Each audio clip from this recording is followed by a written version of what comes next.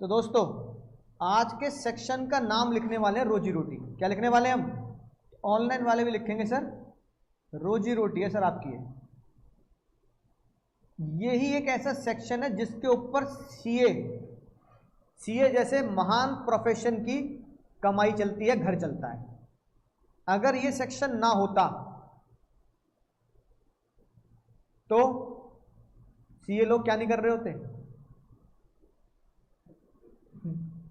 CA नहीं करके है ना डिग्री अर्जित नहीं कर रहे होते, क्योंकि पूरे हिंदुस्तान में पार्लियामेंट से ये पास है कि एक स्पेशल तरीके का ऑडिट कराया जाएगा। ऑडिट तुम पढ़ रहे हो ना साथ साथ, कुछ बच्चे पढ़ भी रहे होंगे शायद ऑडिट, अभी नहीं पढ़ रहे ग्रुप 2 में।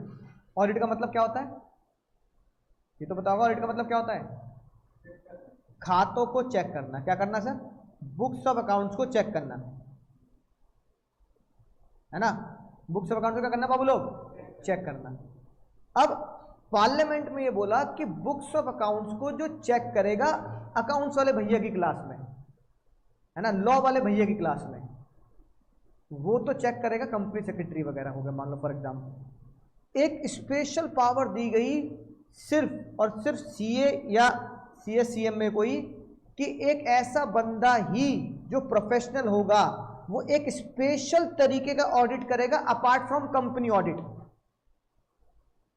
वो होगा टैक्स ऑडिट। क्या होगा बाबू भाई? मतलब समझ लो ये मतलब आंख नाक कान घुटने एकदम तरोताजा रखना अपने, क्योंकि ये रोजी रोटी। ये इसलिए नहीं पढ़ना एग्जाम में आएगा, थ्योरेटिकल कॉन्सेप्ट है, प्रैक्टिकल नहीं है। थ्योरेटिकल कॉन्सेप्ट है लेकिन एग्जाम में इसलिए आता है क्योंकि ये रोजी रोटी है। इस टॉपिक को समझ लेना, 100% एग्जाम में आता है। भाई सीए प्रोफेशन कर रहे हो और यही ना समझ में आए बात तो क्या मजा। समझ गए? टैक्स ऑडिट क्या बोलते हैं बात? Tax audit. किसी भी बिजनेसमैन को टैक्स ऑडिट कराना ही कराना पड़ेगा। टैक्स ऑडिट की फीस बहुत होती है भाई, बहुत माल कमाया जा सकता है टैक्स ऑडिट से, बहुत माल कमाते हैं सीए लोग है ना। जो तुम सी ऑफिस में जाके देखते हो ना, रिटर्न फाइल कर रहे हैं, अरे ये सब चिल्लड़ कमाई है ना। भाई तुम सीओ में तुम्हारे पास रिटर्न फाइल कराने आया, मैंने कहा भाई मैं, अरे तुमने कहा अरे सर नमस्ते सर नमस्ते, अरे सर आपसे टैक्स पड़ा था है ना। फिर मैंने कहा भाई फीस कितनी है, तो टैक्स रिटर्न तो आपसदारी में हो जाती है। अरे सर अब आपसे क्या पैसे लेने हैं, चलो मैंने कहा नहीं भाई ऐसे नहीं होता। आपने कहा चलो सर आप 1000 दे दो, वैसे तो मैं 2000 लेता हूँ, 1000 दे दो, तो 1000-2000 में घर चल रहा है सीए का। तो टैक्स रिटर्न कुछ नहीं होती, वो तो कि काम है तो चलो कुछ कर लेते हैं। मेन कमाई पता कहाँ होती है? ऑडिट से। कहाँ से होती है? और भयंकर कमाई होती है टैक्स ऑडिट से, क्योंकि टैक्स ऑडिट का मतलब है कि सामने वाले बंदे का खातों में ये चेक करना कि वो टैक्स की चोरी कर रहा है, और तुम ऑडिट करके क्या बताओगे कि अगर टैक्स की चोरी कर रहा है तो यहां इतनी कर रहा है, टैक्स की चोरी नहीं कर रहा तो मैं साइन करके देता हूं कि all the accounts are true and fair. पढ़ते हैं ना ऑडिट में, all the accounts are true and fair, कि टैक्स ऑडिट मेरे हिसाब से बिल्कुल ठीक है। और इसी ट्रू एंड फेयर के पैसे मिलते हैं बाबू, है ना। किसके मिलते हैं? इसी के पैसे मिलते हैं। तो ये रोजी रोटी है। इसकी लिमिट रखी 1 करोड़। अगर कोई भी बिजनेसमैन 1 करोड़ से ज्यादा का टर्नओवर सेल्स कर देता है तो उसके लिए टैक्स ऑडिट क्या होगी? बोलो भाई लोगों, कंपलसरी है। क्या है? कंपलसरी। और अगर कोई प्रोफेशन है, डॉक्टर लॉयर, समझ गए बाबू, और कोई अगर प्रोफेशन है, और कोई अगर प्रोफेशन है तो उसका टैक्स ऑडिट का क्या होगा बाबू लोग?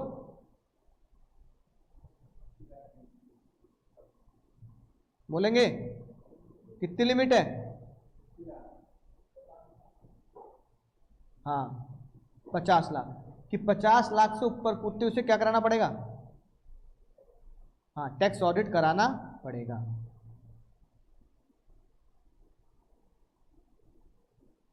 बोलो भाई। हाँ पूरे साल का पर ईयर। ठीक है, क्या समझ में आ रही है? राइट। ये भी पेंडिंग करते हैं, ये बताऊंगा ये चक्कर क्या है कि और किसको टैक्स ऑडिट कराना पड़ता है। पहले बात समझो, अगर तुम बिजनेसमैन हो है ना, तो तुम्हारा टैक्स ऑडिट होना अगर तुम्हारी लिमिट क्या है? तुम्हारी लिमिट क्या है? बोलो बाबू लोग। 1 करोड़ से ऊपर कूदते ही एक्सीड लिखा है। और अगर बिजनेसमैन हो तो, अगर प्रोफेशन में हो तो क्या है? ये लिमिट बढ़नी चाहिए या घटनी चाहिए? बढ़नी या घटनी? घटनी चाहिए। अरे घटेगी तभी तो मेरा पैसा बनेगा। कल को अगर सरकार क्या कह दे कि टैक्स ऑडिट की लिमिट 5 करोड़ है, तो किसके दिल में तीर लगेगा? हाँ, सीए के दिल में तीर लगेगा। बे यार, पहले कमाई होती थी 1 करोड़ से ऊपर, अब कब कमाई होगी? 5 करोड़ से ऊपर। कमाई मारी गई नहीं मारी गई? कमाई मारी गई नहीं मारी गई? बोलो। हाँ, तो टैक्स ऑडिट की लिमिट जितनी छोटी होगी उतने ही सीए की बढ़िया कमाई होगी। और कल को टैक्स ऑडिट की लिमिट बढ़ा के कर दो 10 करोड़, फिर कमाई और मारी गई। एक इंसान मुझसे टैक्स ऑडिट के लिए कब बोलेगा? जब उसकी कमाई, जब उसकी क्या कहते हैं, सेल्स कितनी हो जाएगी? 10 करोड़ से ऊपर। और अभी उसकी सेल चल रही है कितनी? मान लो 7 करोड़, तो टैक्स ऑडिट कराएगा नहीं। लेकिन अभी लिमिट कितनी है? 1 करोड़। 1 करोड़ से ऊपर कूदते क्या होगा? पैसा बनना शुरू। तुम खुद ही उससे बोल दोगे भैया देखो ऐसा है, टैक्स ऑडिट अब कराना पड़ेगा, मेरी इतनी फीस है, मैं करके दूंगा, है ना? तो कमाई 1 करोड़ से ऊपर हो जाती है। बोलो तुम्हें समझ में आ रही है? अब एक जो लिमिट है यहां पे कर लो 3 करोड़, ये 10 करोड़ है ना बुक में, ये काट दो। टैक्स ऑडिट की लिमिट कितनी हो जाएगी? लिखो बुक में 3 करोड़ और प्रोफेशन के लिए 75 लाख। यानी दर्द है या नहीं है? दर्द है। टैक्स ऑडिट की लिमिट 1 करोड़ से बढ़ा के कितनी कर देंगे? 3 करोड़। और प्रोफेशन की लिमिट 50 लाख के बढ़ा के कितनी कर देंगे बाबू? कितनी कर देंगे? 75 लाख कर दिया है। लेकिन शर्त है ना इसकी, यानी वैसे जर्नली टैक्स ऑडिट की लिमिट कितनी होती है? 1 करोड़, लेकिन ये बढ़ा के कितनी कर देंगे? 3 करोड़, है ना?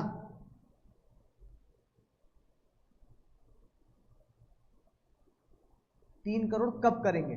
1 से बढ़ाकर, जब असेसी टाई को ये प्रूफ कर दे कि जो मेरे खर्चे हैं, जो मेरे खर्चे हैं वो मेरे टोटल खर्चों का 5% है कैश में, और जो मेरी कमाई है, कमाई वो मेरी टोटल 5% है कैश में। यानी कि ताई एक लालच दे रही है। अब सुनो, अब इसका तुम्हें वो बनवाता हूँ, क्वेश्चन करवाता हूँ इसका प्रैक्टिकल। बताओ ताई ने क्या, एल पेन लीव है कि क्या लालच दिया? बोलो बाबू लोग, ताई ने क्या लालच दिया? कि तेरी टैक्स ऑडिट की लिमिट 1 करोड़ से बढ़ाकर बाबू कितनी कर दूंगी? 3 करोड़ कर दूंगी। इसमें किसका फायदा है? असेसी का, सीए का? असेसी का। और किसका नुकसान है? सीए कह रहा ताई क्या पंगे कर रही हो, पहले 2 करोड़ 3 करोड़ 2.5 करोड़ रुपये टैक्स ऑडिट होता था, 1 करोड़ रुपये होता था, अब तुम 3 करोड़ कर रही हो। इसका फायदा, यानी कि बिजनेसमैन का फायदा, यानी कि बिजनेसमैन का फायदा।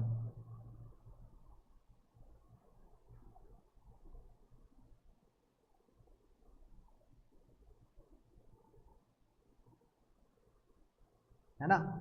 कब? अब लिखेंगे साथ साथ। बिजनेसमैन का फायदा होगा, और ये लिमिट कितनी हो जाएगी? 3 करोड़ हो जाएगी। ताई ने बोला 1 करोड़ से बढ़ा के 3 करोड़ कर दूंगी अगर तू मुझे प्रूफ कर दे क्या, तेरा जो कैश रिसिप्ट है, total cash receipt, cash receipt of business is less then 5% of total receipt. यानी कि तू 95% से ज्यादा ऑनलाइन ट्रांजैक्शन करता है, इतना ईमानदार है। और साथ साथ तेरी प्लस में है बात, प्लस में साथ साथ क्या हो जाए बाबू? Cash payment. कौन सी पेमेंट बाबू? कैश पेमेंट कितनी हो जाए तेरी? कम रहे किससे? 5% ऑफ टोटल पे। अब बोलो भाई बिजनेस की। अब ताई ने बोला रिसिप्ट में क्या क्या आएगा, तो लिखेंगे डेटर आएगा। डेटर हमेशा किस में होने चाहिए? कैश में नहीं होने चाहिए, ऑनलाइन होने चाहिए। कर भी सकते हो कितना? टोटल का 5% अलाउड है कैश। यानी खोपड़ी में बात डाल लो, total sale, total buying, total sale और टोटल बाइंग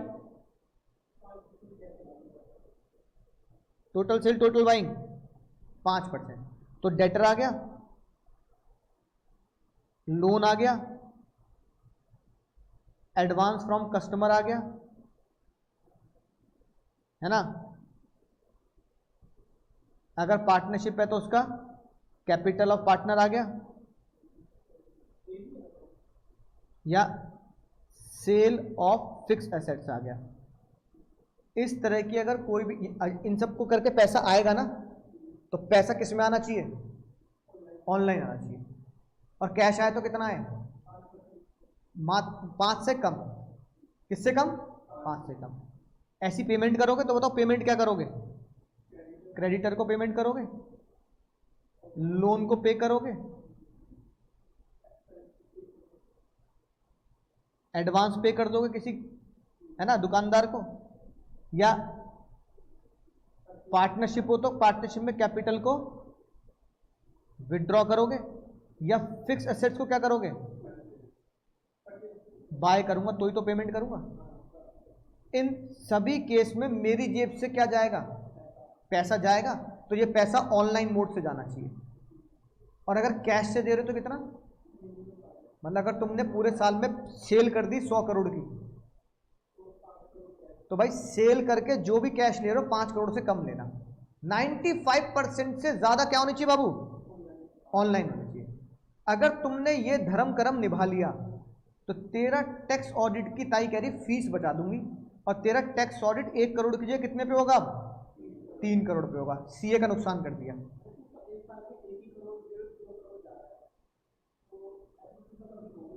हाँ, मत करो तो फायदा है ना एसएससी का।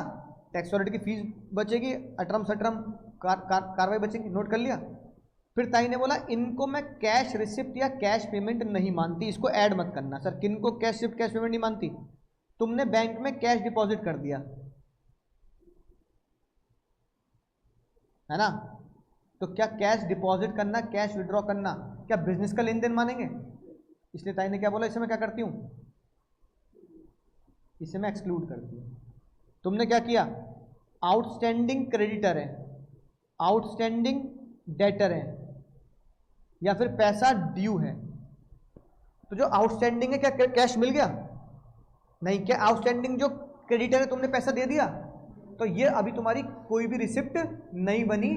तो जो आउटस्टैंडिंग है जब वो रिसिप्ट ही नहीं बनी, तो मैं उसको ये बाइफरकेट कैसे कर दूं कि ये ऑनलाइन है या कैश है?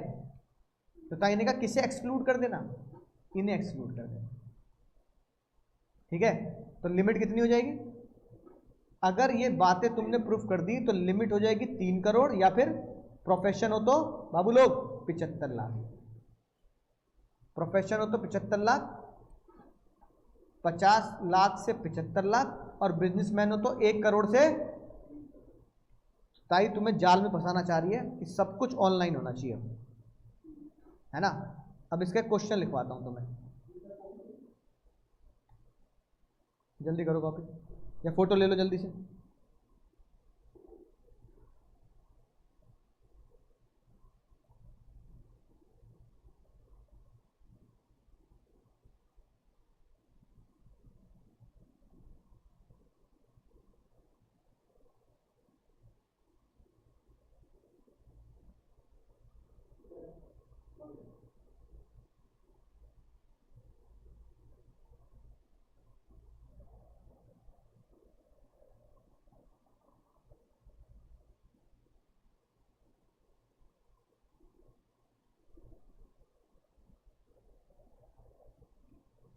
कर लिया नोट?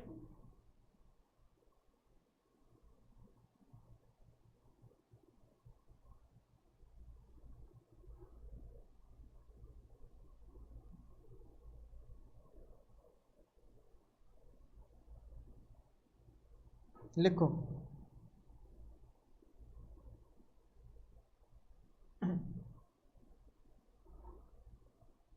बिजनेसमैन की रिसिप्ट लिखो।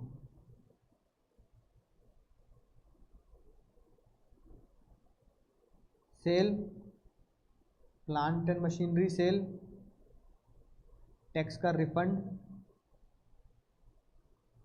लोन प्राप्ति, cash withdraw from bank. Online वाले बच्चे साथ साथ लिखेंगे। ये ऑनलाइन यानी नॉन कैश और ये cash. 2 crore 2 lakh. Plant and machinery 18 lakh 1 lakh. Tax refund तो ऑनलाइन ही आएगा इसलिए 2 lakh. Loan 20 lakh. Loan cash में 2 लाख। कैश विड्रॉ कैश कर दिया 10 lakh. Payments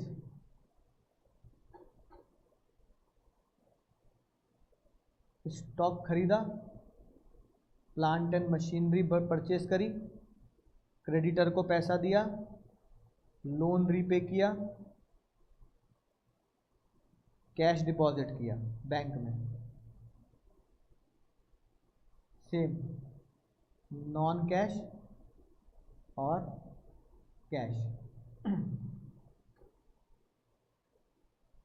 1.5 crore 3 lakh. Plant and machinery 14 lakh 4 lakh. Creditor 8 lakh 1 lakh. Loan repay 10 lakh 2 lakh. Cash deposit 10 lakh. Question पूछेगा calculate limit for tax audit. इस बंदे की टैक्स ऑडिट की लिमिट 1 CR होगी या 3 CR होगी, आपको ये बताना है।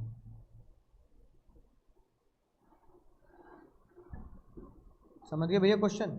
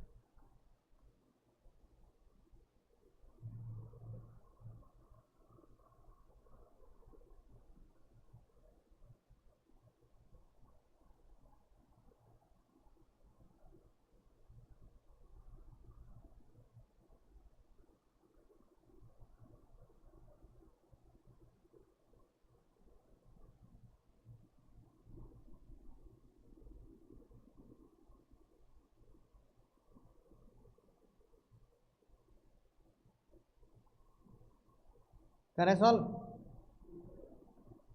या कोई महान बालक बता सकता है? हाँ किसे भैया?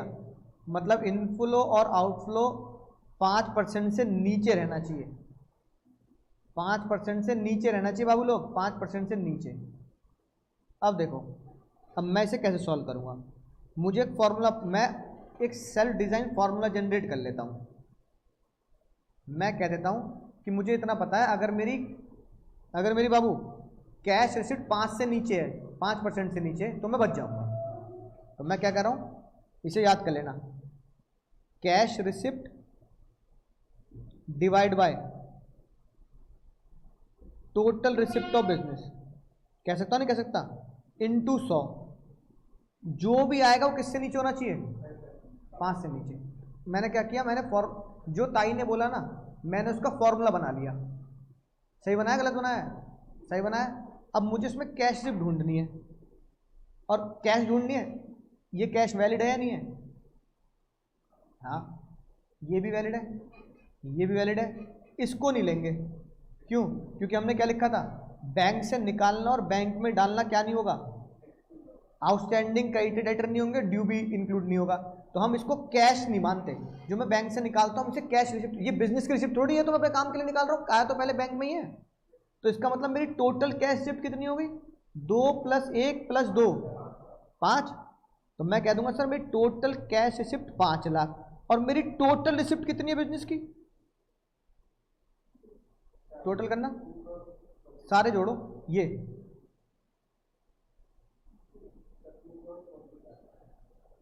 2 crore plus 18 lakh plus 2 lakh plus 20 lakh,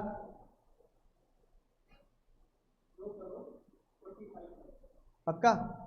इसमें बैंक वाला ऐड नहीं करा ना? हाँ बिल्कुल सही। 2.45 CR कितना परसेंट आ रहा है बाबू?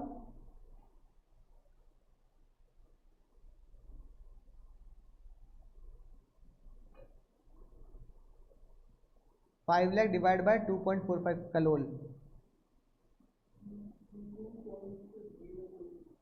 2.04%।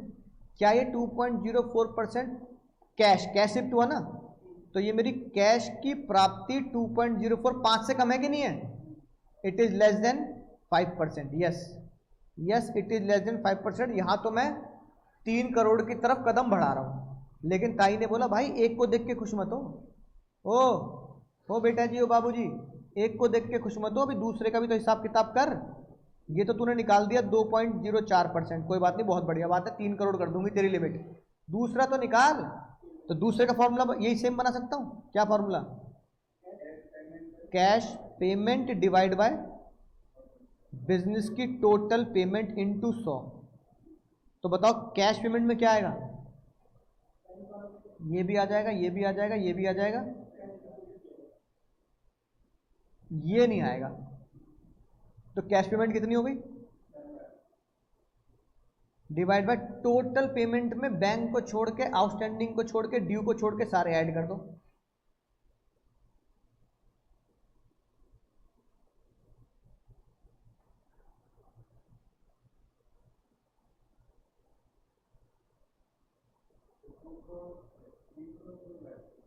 नहीं, 1,92,00,000 आ रहा होगा शायद।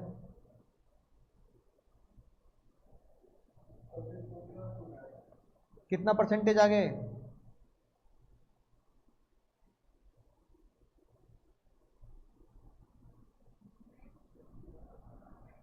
आ गया कि नहीं आ गया?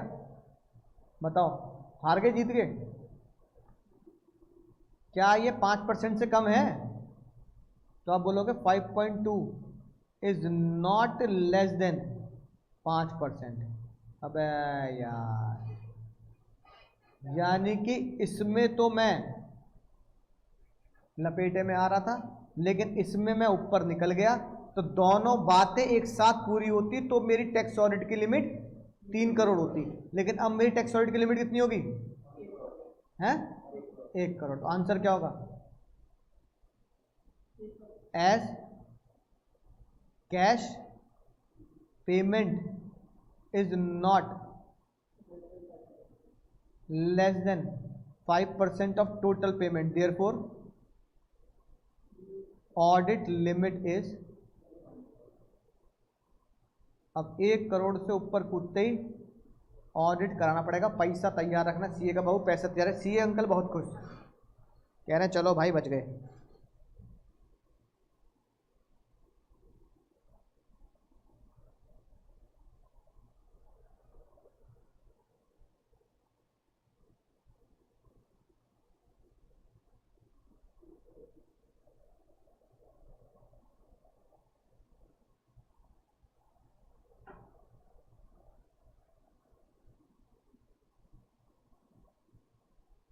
ठीक है बाबू, इस तरह क्वेश्चन तुम एग्जाम में देखने को मिल सकता है।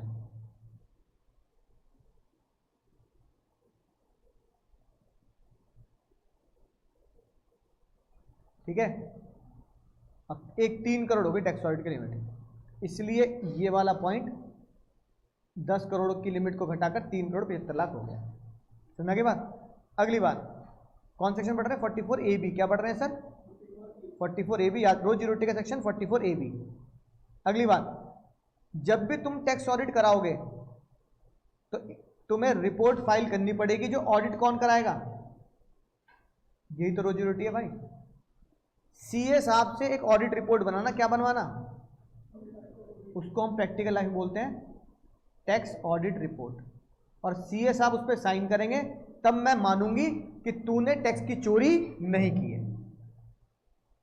है ना। लेकिन हाँ, ऑडिट रिपोर्ट में एक बात कही गई कि ऑडिट रिपोर्ट में कई बार हमें एक अलग से कुछ ऑडिट करने पड़ते हैं, टैक्स ऑडिट के अंडर ही आते हैं, जैसे स्टॉक ऑडिट। क्या आता है, अब सुनना ध्यान से। अब जब स्टॉक ऑडिट का है ना मसला सामने आया, तो मेरे क्लाइंट ने ये बोला मुझसे कि सर स्टॉक ऑडिट आप कर रहे हो, अभी पिछले महीने एक दूसरे सी आए थे, स्टॉक ऑडिट करके गए हैं वो, तो उनके जो सीए पहले से स्टॉक ऑडिट कर गया है ना, और मैं टैक्स ऑडिट में आया हूं, और टैक्स ऑडिट में भी लिखा है कि स्टॉक ऑडिट करो, तो मुझे दोबारा से वो स्टॉक ऑडिट करना चाहिए नहीं करना चाहिए? क्यों नहीं करना चाहिए? जिस सीए ने कर दिया तो उसकी बेइज्जती कर दूं क्या, है ना? तो ये होता है प्रोफेशनल एथिक। क्या होता है? एथिक्स होते हैं। एथिक्स समझते हो ना, दूसरे की रिस्पेक्ट रखना, एक उसूल बनाना कि भाई मैं सीईओ हूं, तुम सीईओ, तुम स्टॉक ऑडिट करके चले गए यहाँ आरकेजी का कि हाँ भाई ये सब स्टॉक रखा है, अगले महीने मैं आया, मैं कह रहा हूँ नहीं मैं खुद करूंगा, तो इसका मतलब मैं तुम्हारी बात का सम्मान नहीं कर रहा, बल्कि हम दोनों बराबर के प्रोफेशनल हैं। भाई तुम भी सीए मैं भी सीए, है ना? तो इसका मतलब तुम जो पिछले महीने करके वो गलत कर गए, मैं जो करूंगा मैं ही सही करूंगा, तो सही है गलत है? गलत है ना? तो एथिक्स ये कहते हैं कि एक सीए अगर जो काम कर गया तो दूसरा सीए उसके काम को काटेगा नहीं जब तक कि भयंकर फ्रॉड की कोई संभावनाएं ना हो। तो अगर टैक्स ऑडिट एक बंदा कर चुका है तो टैक्स ऑडिट स्टॉक ऑडिट अगर कोई बंदा कर चुका है तो टैक्स ऑडिटर को स्टॉक ऑडिट करने की जरूरत नहीं है। स्टॉक ऑडिट की ऑलरेडी रिपोर्ट टैक्स ऑडिट में मान्य होगी, इक्वली वैलिड होगी, ये लिखी बात है। इफ अकाउंट्स आर ऑलरेडी, बाबू इधर देखो ध्यान से, if accounts are already audited under other law, for example stock audit. Stock audit already company law के तहत क्या करा चुके हो तुम, बोलो, ऑडिट करा चुके हो, तो स्टॉक ऑडिट की रिपोर्ट सफिशिएंट कंप्लायंस है, सफिशिएंटली मानी जाएगी अपने टैक्स ऑडिट के अंदर, और उन्हीं की ऑडिट रिपोर्ट को क्या माना जाएगा, वैलिड माना जाएगा इस सेक्शन के तहत। जब तुम टैक्स ऑडिट करोगे तो दूसरे सीए की ऑडिट रिपोर्ट लगा देना और नीचे नोट डाल देना it is already done by CA x, तो मैं उनकी रिस्पेक्ट करते हुए इसको दोबारा ऑडिट नहीं करूंगा, है कि नहीं बात? राइट, होता नहीं होता ऐसा? तो एक डॉक्टर की रिस्पेक्ट करता है कि भाई उस डॉक्टर ने बोला ना ये दिक्कत है, तो भाई यही दिक्कत है यार, वो बड़े बढ़िया डॉक्टर है यार, वो सीनियर डॉक्टर है हमारे, है ना? तो तुम एक सीईओ के दूसरे सी कैसे डिसरिस्पेक्ट कर दोगे कि वो टैक्स ऑडिट कर गया तो मैं करके बताऊंगा सही, अरे वो भी तो सही कर गया है, उसकी रिपोर्ट लगा देना, इससे एसएससी का भी फायदा, दो बार क्या नहीं करना पड़ेगा, टाइम बर्बाद नहीं करना पड़ेगा, तुम्हारा भी फायदा, जल्दी काम हो रहा है। ठीक है, अगली बात, अगर किसी एसएससी ने ऑडिट रिपोर्ट नहीं लगाई, कह रहा मैं लायबल हूं ऑडिट कराने के, मैं लायबल हूं ऑडिट, मेरा टर्नओवर ज्यादा है 1 करोड़ से, मैं ना करा रहा ऑडिट, क्या करोगे? तो ताई ने कहा अगर तू ऑडिट नहीं कराएगा और बिना टैक्स ऑडिट रिपोर्ट लिए रिटर्न भर रहा है और तेरे टर्नओवर कितना 1 करोड़ से ऊपर, वो रिटर्न ही तेरी क्या मानूंगी? और डिफेक्टिव होती है 100% वॉइड, तेरी रिटर्न फाड़ के फेंक दूंगी मैं। 1 करोड़ से ऊपर होकर रिटर्न भेज रहा है और रिटर्न में क्या नहीं भेज रहा, भाई तुमने समोसा खरीदा, अंदर निकली चाउमीन, समोसा फेंक के मारोगे नहीं मारोगे? अरे आलू क्यों नहीं है भाई इसमें, ये कोई तरीका है समोसे में चाउमीन भर रहा तू, है कि नहीं बात? तो समोसे कौन चलते हैं, आलू वाले, चाउमीन और ये सब भर दो अटरम सटरम, मजा नहीं आता उसमें। चॉकलेट समोसा आ रहा है, समोसे की इज्जत करोगे नहीं करोगे, चॉकलेट समोसा बना रहे हो, है कि नहीं बात? तो वो डिफेक्टिव हो गए सारे समोसे हमारे लिए, हमारे बाप के लिए सब डिफेक्टिव है, समझ ना बात? तो ताई ने बोला रिटर्न भेजने का मतलब क्या है, इनकम टैक्स रिटर्न का मतलब क्या है कि टैक्स ऑडिट तेरा हो रहा है तो ऑडिट रिपोर्ट दिखा सीए की, और तू वही नहीं कर रहा, तो रिटर्न क्या होगी, डिफेक्टिव। और गुस्से में देखो ताई ने क्या बोला, सजा इतनी तैयार रखियो, 0.5% ऑफ टर्नओवर, जितना तेरा टर्नओवर है, मान लो किसी बंदे का टर्नओवर है 5 करोड़ और ऑडिट नहीं कराया, तो 5 करोड़ का 0.5% और 1.5 लाख रुपए, विच एवर इज लेस, तो 5 करोड़ का 0.5% बताना कितना आएगा? हाँ, 5 करोड़ का 0.50%, 2.5 लाख, हाँ 0.505 नहीं बाबू, 50 पैसा, 5 पैसा नहीं, 2.5 लाख रुपए, तो 2.5 लाख और 1.5 lakh which ever is less, 1.5 lakh रुपए तैयार रखना। तो ताई से पंगे मत लेना, 1 करोड़ से ऊपर होते ही टैक्स ऑडिट कराना है, टैक्स ऑडिट नहीं कराया तो रिटर्न डिफेक्टिव, टैक्स ऑडिट नहीं कराया तो पेनल्टी तैयार रखना। याद रखी बात। तो ये था तुम्हारा 44AB। क्या था बाबू? 44AB। अगले सेक्शन देखो, बहुत मजेदार। अगले सेक्शन की हेडिंग डालते हैं सर हम। नहीं, पहले हेडिंग डालो फ्लैट इनकम स्कीम।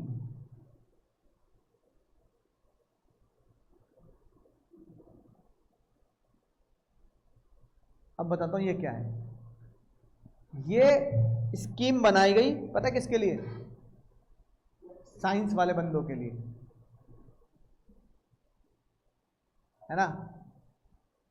हाँ मीराज भैया बहुत बढ़िया, साइंस वाले बंदों के लिए। क्यों? अब वो बेचारे साइंस पढ़े लिखे, कॉमर्स पढ़े लिखे हैं नहीं, अब उन्हें पता ही नहीं अकाउंट्स क्या होता है, डेबिट को डेबिट बोलते हैं, है कि नहीं बात। तो वो बेचारे, है ना, ऐसे ही मेरा दोस्त बेचारा, वो बेचारा सॉफ्टवेयर इंजीनियर है, वो कह रहा है भाई मुझे समझ में नहीं आता है रिटर्न क्या होती है, टैक्स क्या होता है, इकोनॉमिक्स क्या होता है, पीएनएल क्या होता है ना, खर्चे क्या होते हैं। तो मैंने कहा भाई एक तो फिर कॉमर्स लेता। कह रहा कॉमर्स लेता तो आज बेरोजगार होता, साइंस लेके कुछ पढ़ लिख तो कर तो दिया, है ना। ऐसे हम कह रहे हैं भाई अगर हम साइंस लेते तो हम बेरोजगार होते, हम कॉमर्स लेके कुछ कर तो रहे। तो अपनी अपनी फील्ड हमने चुन ली और अपनी अपनी फील्ड की अपनी बिल्कुल भयंकर क्या है, रिस्पेक्ट है। तो मैंने कहा भाई देख ऐसा फालतू काम मत कर, दो नाव में पैर मत रख कि भाई मैं साइंस भी पढ़ लूंगा और मैं क्या कर लूंगा और टैक्स भी पढ़ लूंगा। कह रहा भाई क्या करूं बता। मैंने कहा अकाउंटेंट रख। कह रहा अकाउंटेंट रख मतलब? मैंने कहा अकाउंटेंट रख, प्रॉफिट एंड लॉस अकाउंट बनवा, नेट प्रॉफिट आएगा, नेट प्रॉफिट पे क्या भर दियो बाबू, नेट प्रॉफिट पे टैक्स भर दियो, अकाउंटेंट बताएगा, खाते बनाएगा अकाउंटेंट। कह रहा जुम्मा जुम्मा अभी दुकान खुली है नहीं, लुटेरे पहले आ गए, गांव बसा नहीं, लुटेरे पहले आ गए। कह रहा भैया अभी तो बिजनेस शुरू किया है सॉफ्टवेयर का, है ना, स्टार्टअप किया अभी तो, अबे कमाई तो करने दे कुछ। तो मैंने कहा भाई फिर? कह रहा भाई क्यों खर्चे बढ़ा रहा है, अकाउंटेंट का खर्चा, लैपटॉप दूंगा उसे उसका खर्चा, वो आएगा तो कहीं बैठेगा भी, है ना, तो उसके एक बिल्डिंग का उसका एक परमानेंट खर्चा एसी का और पंखे का।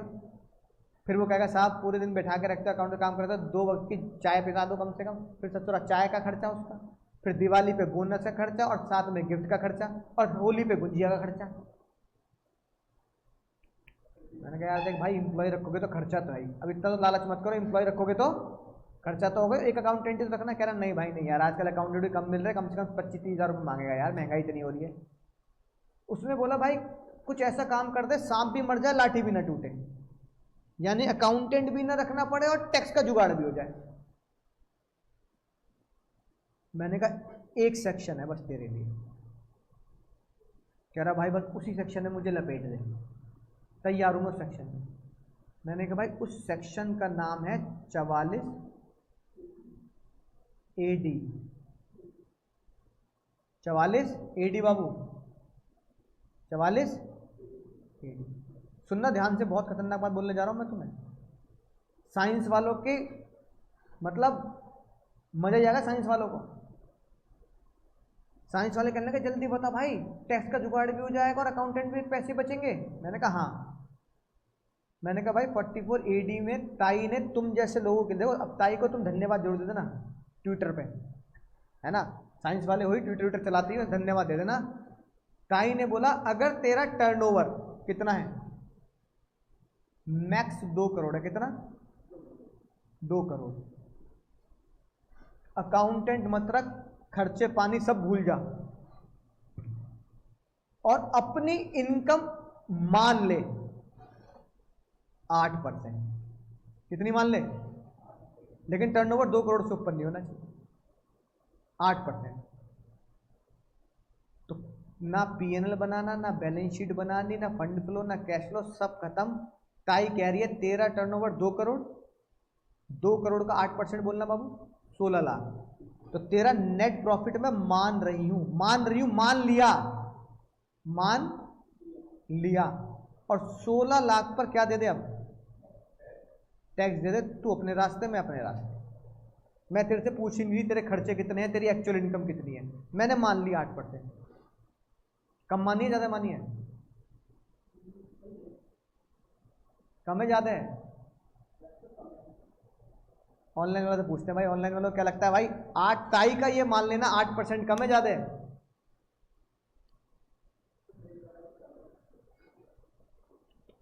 ये सही है ना? ये सही है, ये बहुत कम है,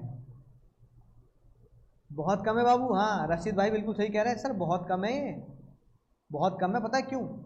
तुम एक बात सोचो, एक बंदा बिजनेस कर रहा है और सिर्फ कितना रिटर्न कमा रहा है? एक आइडियल फिगर पता है क्या होती है? अगर आप कोई बिजनेस कर रहे हो और आपकी रिटर्न 15% से कम है, तो आइडियोलॉजी ये कहती है कि बिजनेस बंद करके नौकरी पकड़ ले। बताओ क्यों? सुनो ध्यान से।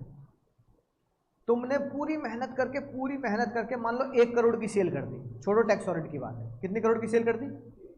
1 करोड़।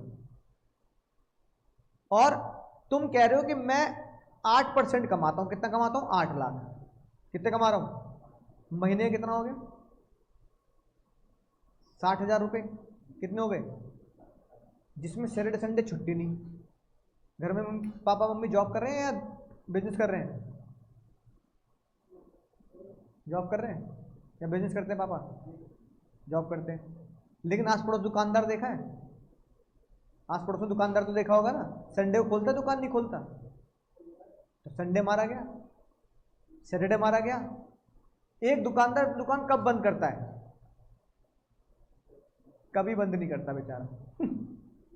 है कि नहीं बात? शादी में भी जा रहा होगा, पता कब जाएगा? रात को 10 बजे दुकान बंद करके जाऊंगा।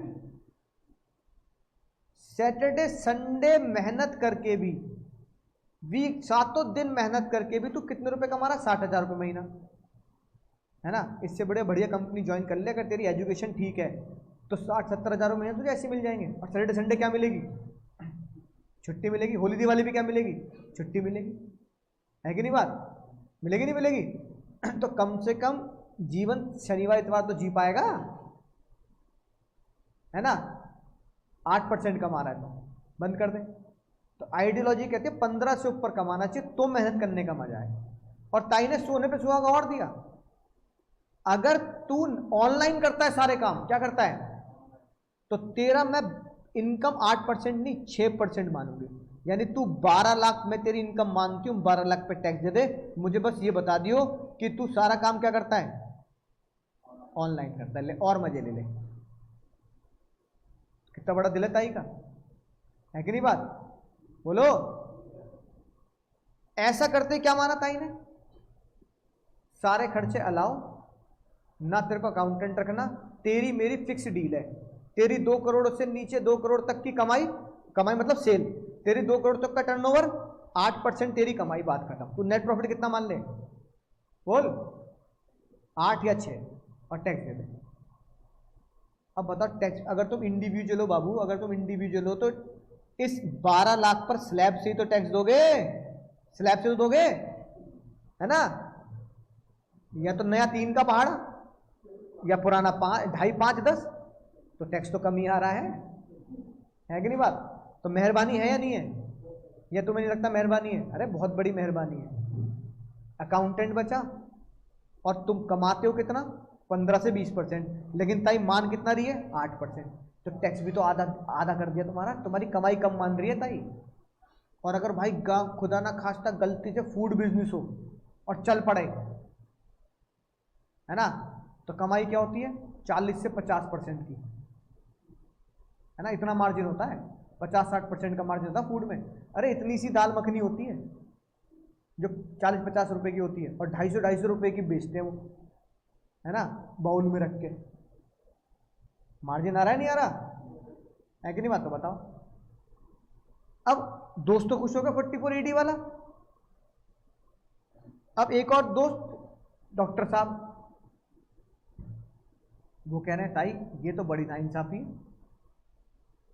है ना, ये तो बड़ी नाइंसाफी। डॉक्टर झटका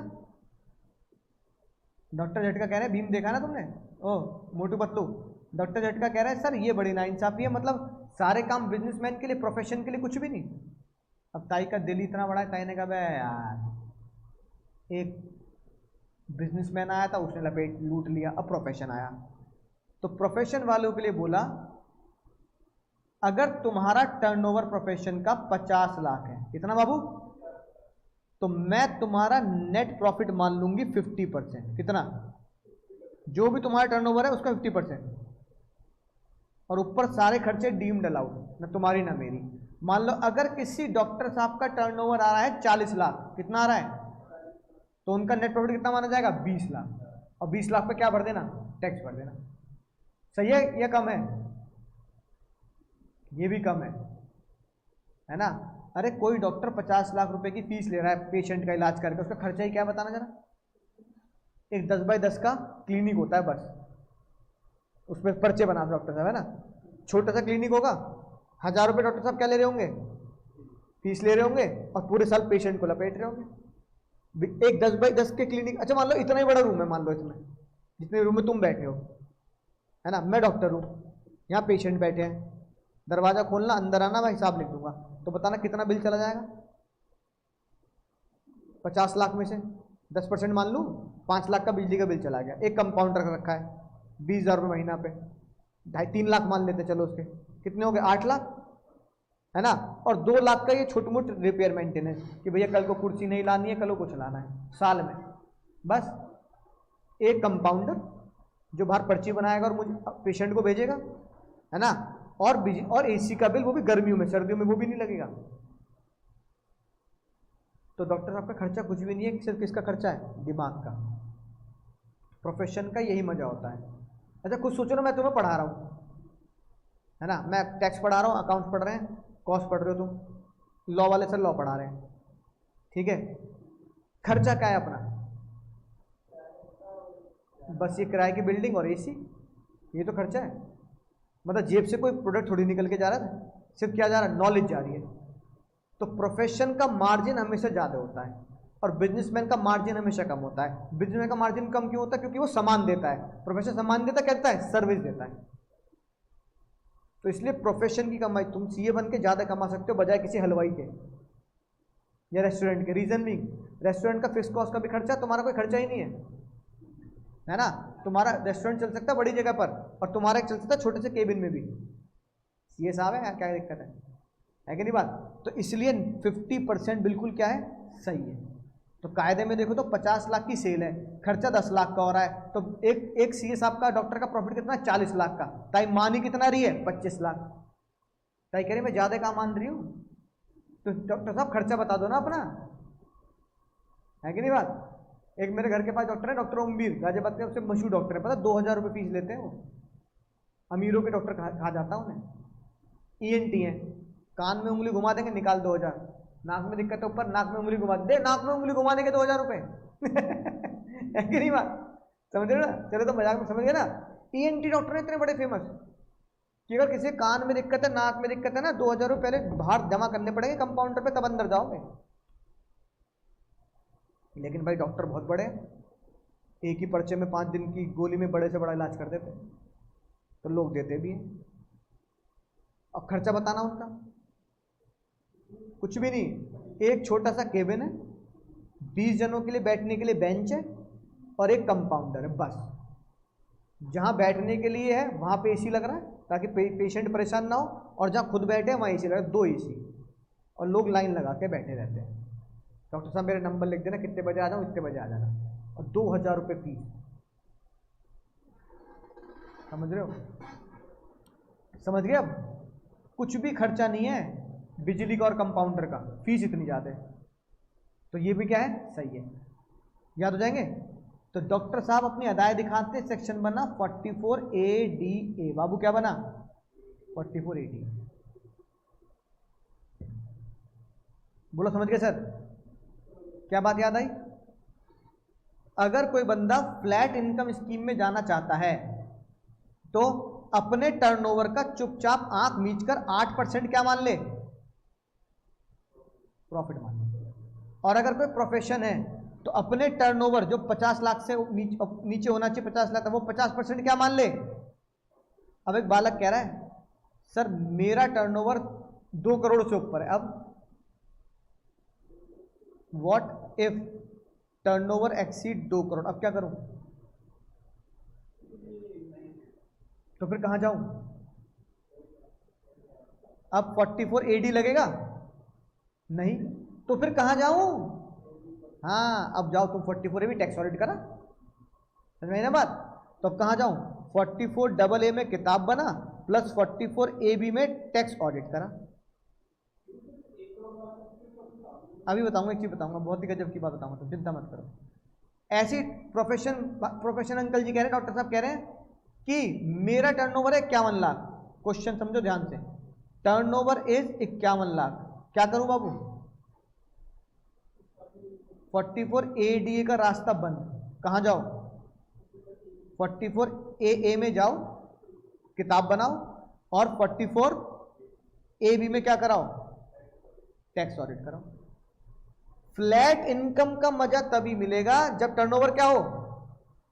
50 तक हो, और इधर टर्नओवर क्या हो 44 AD में? 2 करोड़ तक। अब एक बहुत बढ़िया बात भाई ने बोली मुझसे, बहुत बढ़िया बात है, दिल खुश हो गया उस सवाल को सुन के जो तुम्हें बिल्कुल पूछना चाहिए।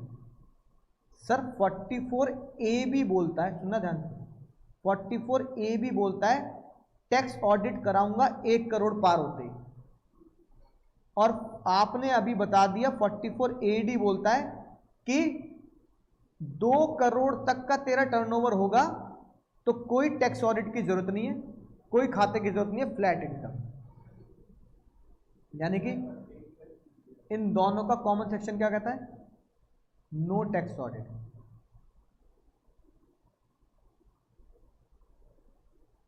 टैक्स ऑडिट कराने की जरूरत नहीं है। अब तो लड़ाई होगी। सुनो मेरा टर्नओवर कितना है, अब ये वाला सवाल सुनो। मेरा टर्नओवर है 1.5 करोड़। कितना टर्नओवर है? अब होश में सुनना, अब 1.5 करोड़ टर्नओवर है, मैं भाई बुरी तरह फंस रहा हूं। 44 AB मेरा हाथ पकड़ के खींच रहा है, 44 AB बोल रहा है क्या कर? ऑडिट करा, CA को पैसा दे। 44 बाबू 44 AD कह रहा है, पागल हो रहा है, 8% या 6% इनकम मान और उस पर टैक्स दे दे, कोई ऑडिट की जरूरत नहीं है। जब ताई ने बोला फ्लैट, ऑडिट की जरूरत नहीं, झगड़ा हो रहा भाई। 44 AB कह रहा है मेरी लिमिट 1 करोड़ है, टैक्स ऑडिट कराना पड़ेगा। 44 AD बोल रहा है तेरी लिमिट होगी 1 करोड़, मेरी लिमिट 2 करोड़ है, फ्लैट इनकम मान, टैक्स ऑडिट नहीं कराना। अब ताई ने एक ही चैप्टर में 2 सेक्शन लड़वा दिए, कौन जीतेगा? ऑनलाइन वाले से पूछते हैं बाबू लोग, क्या लगता है बाबू लोग कौन जीतेगा?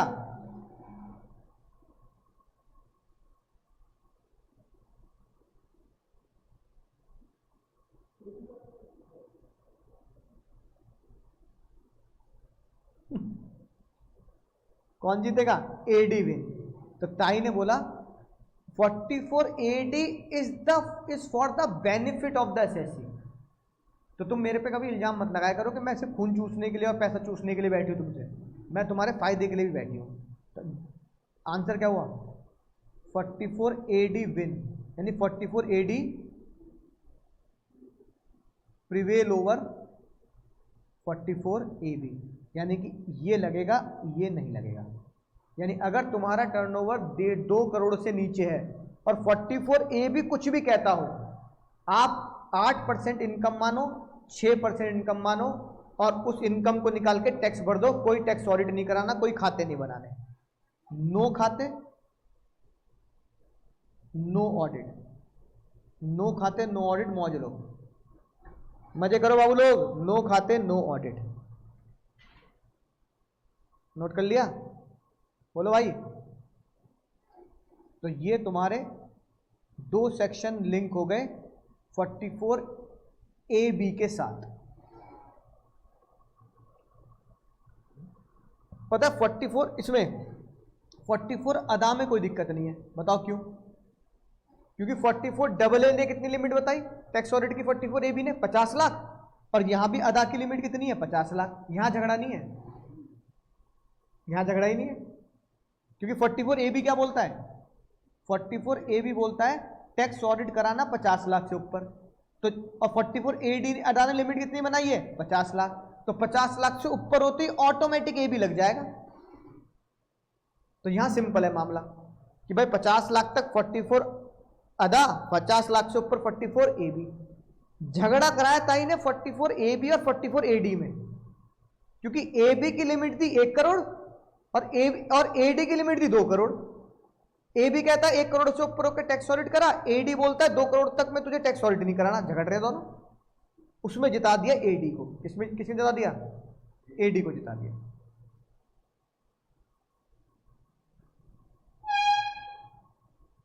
अब एक क्वेश्चन सुन जाओ बस, इतनी बात नोट कर ली, अब सुनना ध्यान से। कोई टैक्स का रजिस्टर बनवा रखा है ना इनका मैंने, तो रोज आधे से ज्यादा तो भर गया होगा रजिस्टर, नोट्स बना बना के। तो जो क्लास में लिखवाता हूँ वो नोट करना पड़ता साथ साथ, है ना। खुद नोटिंग करते हैं तो याद रहता है, किताबों में लिखी बात तो सर बेकार की है ना, नोट करते याद रहता है। अब सुनना ध्यान से। ताई ने तोहफा क्या दिया बाबू? तेरा टर्नओवर 1.5 करोड़, अपना नेट प्रॉफिट मान ले तो ऑनलाइन सारी चीजें ऑनलाइन नहीं करता, कैश भी करता है, तो 8% अपना प्रॉफिट मान ले। 1.5 करोड़ का 8% कितना है? 12 लाख। 12 लाख, ठीक है भैया। और तू किस में कवर हो कर दे अपने आप को, और इस पे टैक्स भर दे। 12 लाख पे टैक्स निकालना, पुराने स्लैब रेट से, ओल्ड से निकाल दो चलो। 1 लाख और 12,500 और फिर 2 लाख का 30%। 2 लाख का 30% कितना आएगा? 2 लाख का 30% हो गया 60, तो 1,72,500। तो ये टैक्स दे दे भाई 1,72,500, ठीक है। ये टैक्स बनेगा स्लैब रेट से विदाउट एजुकेशन सेस, ठीक है भैया। ऑनलाइन वाला जो, ठीक है बाबू लोग। अब पता तुम क्या कह रहे हो, एसएससी ये बोल रहा है ताई तुमने 1.5 करोड़ पर मेरी इनकम कितनी मान ली? 12 लाख। एसएससी ये बोल रहा है, SSC claim that income is less then 12 lakh. अब ताई गुस्सा आएगा नहीं आएगा? ताई ने गर्दन पकड़ ली, फिर से बोलियो, क्या बोल रहे हैं? ताई देखो ऐसे गुस्सा मत करो, मेरी 12 लाख से इनकम कम है। ताई कह रही 1.5 करोड़ का टर्नओवर करके तू 8% भी नहीं कमा रहा। 1.5 करोड़ की सेल कर दी तूने अपनी दुकान से और तू 8% भी प्रॉफिट नहीं कमा पा रहा। कह रहा ताई नहीं, कुछ भी प्रॉफिट नहीं कमा रहा मैं तो ताई ने बताओ गुस्से में क्या बोला? गुस्से में क्या बोला होगा ताई ने? मतलब 44 AD कह रहा है कि तेरी इनकम 12 लाख है और तुम क्या क्लेम कर रहे हो 12 से कम है। तो तुम ताई के एहसान को भी क्या कर रहे हो? ठुकरा रहे हो, दरकिनार कर रहे हो, एहसान फरामोशी कर रहे हो ताई के साथ। तो ताई को गुस्सा आ गया। ताई कह रही है अबे एक तो 15-20 की जगह 8% तेरी प्रॉफिट मान रही हूं, उसमें भी तुझे दिक्कत हो रही है कि तेरी 8% से प्रॉफिट कम है। तो सुन, अब क्या सुना है वो बता। तो तूने 44 AD को मना किया ना, तो अब तू तेरी इनकम 12% से कम है ना, इसको प्रूफ कर। और प्रूफ करने के लिए तुझे किसका सहारा लेना पड़ेगा? अब तू 44 AA भी करेगा और 44 AB में ऑडिट भी कराएगा, तभी तो प्रूफ होगी बात। कर अब जा। जब तुझे इतनी दिक्कत हो रही है कि तेरी नेट प्रॉफिट 12 लाख से कम आ रहा है तो कराओ टैक्स ऑडिट। तो ताई को बहुत गुस्सा आया। ताई ने गुस्से में ये बात लिख दी लॉ में। If SSC claim that income is less then 8% और 6%, और अदा वाला बंदा जो है डॉक्टर साहब professional claim the income is less then 50%, तो go for 44A and 44 AB and do the tax audit. या तो टैक्स ऑडिट करा, या जो मैं कह रही हूं उसको ब्रह्मा के शब्द मान के, पत्थर की लकीर मान के हाँ कर दो। समझ गए बात? बोलो बाबू लोग, समझ गए ना? तो ये बात ध्यान रखेंगे सर, पंगा मत लेना ताई से। बिल्कुल सही बात, राशिद भाई बिल्कुल सही कह रहे हैं, 44 ए भी लगाओ सर, पंगा मत लेना। बोलो इतनी बात समझ में आती है? बोलो भाई, समझ गए? अगला कॉन्सेप्ट देखो,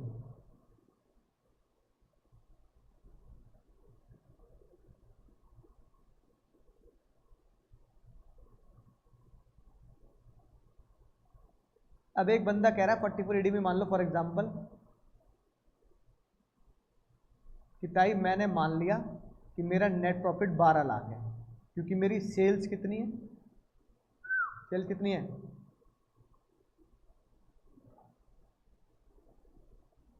1.5 करोड़ की मेरी सेल है, तो मेरा नेट प्रॉफिट कितना है?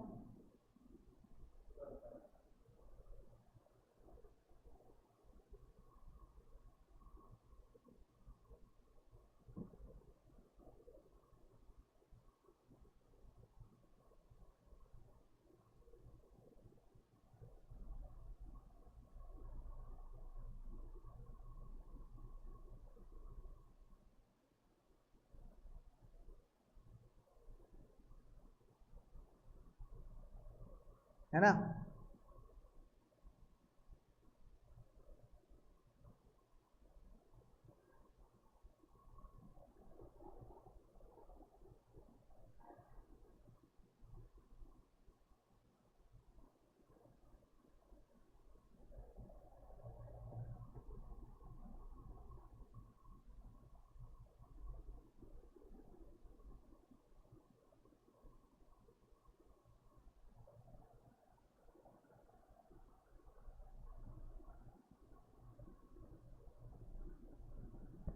लिख लिया? अब वो कह रहा है डेप्रिसिएशन, एडिशनल डेप्रिसिएशन अलग से घटाऊं या घट चुके हैं, ये मान लूं घट चुके हैं, पीएनएल के जो भी खर्चे हैं अलग से घटाऊं या घट चुके हैं मान लूं? बोलो बाबू, घट चुके हैं, यानी all the PGBP, all the business expenditure already adjusted, सारी चीजें एडजस्टेड है, फालतू बात मत करियो एक्स्ट्रा डालने की, जो है सब कुछ घटाने के बाद है। फिर एक ऐसे बेचारा बहुत डरते डरते आया, कह रहा ताई मेरे पिछले साल का बिजनेस लॉस है, पिछले साल का, तो मैं पिछले साल का बिजनेस लॉस इसमें से घटाना चाहता हूं, ये मेरा क्या है, प्रॉफिट है ना, carry forward business loss of past year, past year का बिजनेस लॉस है, बताओ क्या ये भी एडजस्टेड मान लूं या ये घटा सकता हूं? ये घटा सकते हैं, क्योंकि ये पीजीयूपी के सेक्शन में कवर नहीं है, सेक्शन 70s में कवर है। किसमें कवर है बाबू? 70 में कवर है। तुम इसे घटा सकते हो, कोई दिक्कत वाली बात नहीं। इसे घटाने के बाद अब तुम इसे फाइनल नेट प्रॉफिट बोल सकते हो। अब पीजीपी की इनकम आ गई, पीजीपी की इनकम आ गई तो बाकी हेड के साथ जीटीआई भी आई होगी। अब जीटीआई के बाद वो कह रहा है सर जीटीआई के बाद मैं 80C से 80U तक की रिडक्शन घटाना चाहता हूं, क्या ये घटा सकता हूं नहीं घटा सकता? बोलो बोलो, या ये भी एडजस्टेड मान लूं यहां पर? नहीं, ये भी घटा सकते हैं, क्योंकि ये पीजीपी के नहीं अलग से सेक्शन है। अब ये तुम्हारी एनटीआई बनेगी, यानी ताई ने दो फायदे दिए, नेट प्रॉफिट में से ये भी घटा दो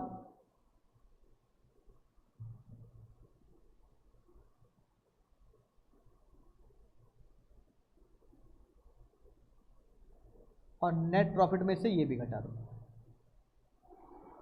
याद रहे कॉन्सेप्ट? यानी इफ यू फॉलो 44AD और 44ADA अदा, यू आर एलिजिबल, बाबू लोग, you are eligible to deduct from 8% brought forward business loss and 80C to 80U deduction. समझ गए? ये पूरा कॉन्सेप्ट हमने 44AD और ADA का पढ़ लिया। देख लें अब नोट्स में देख लें बाबू, नोट कर लिया?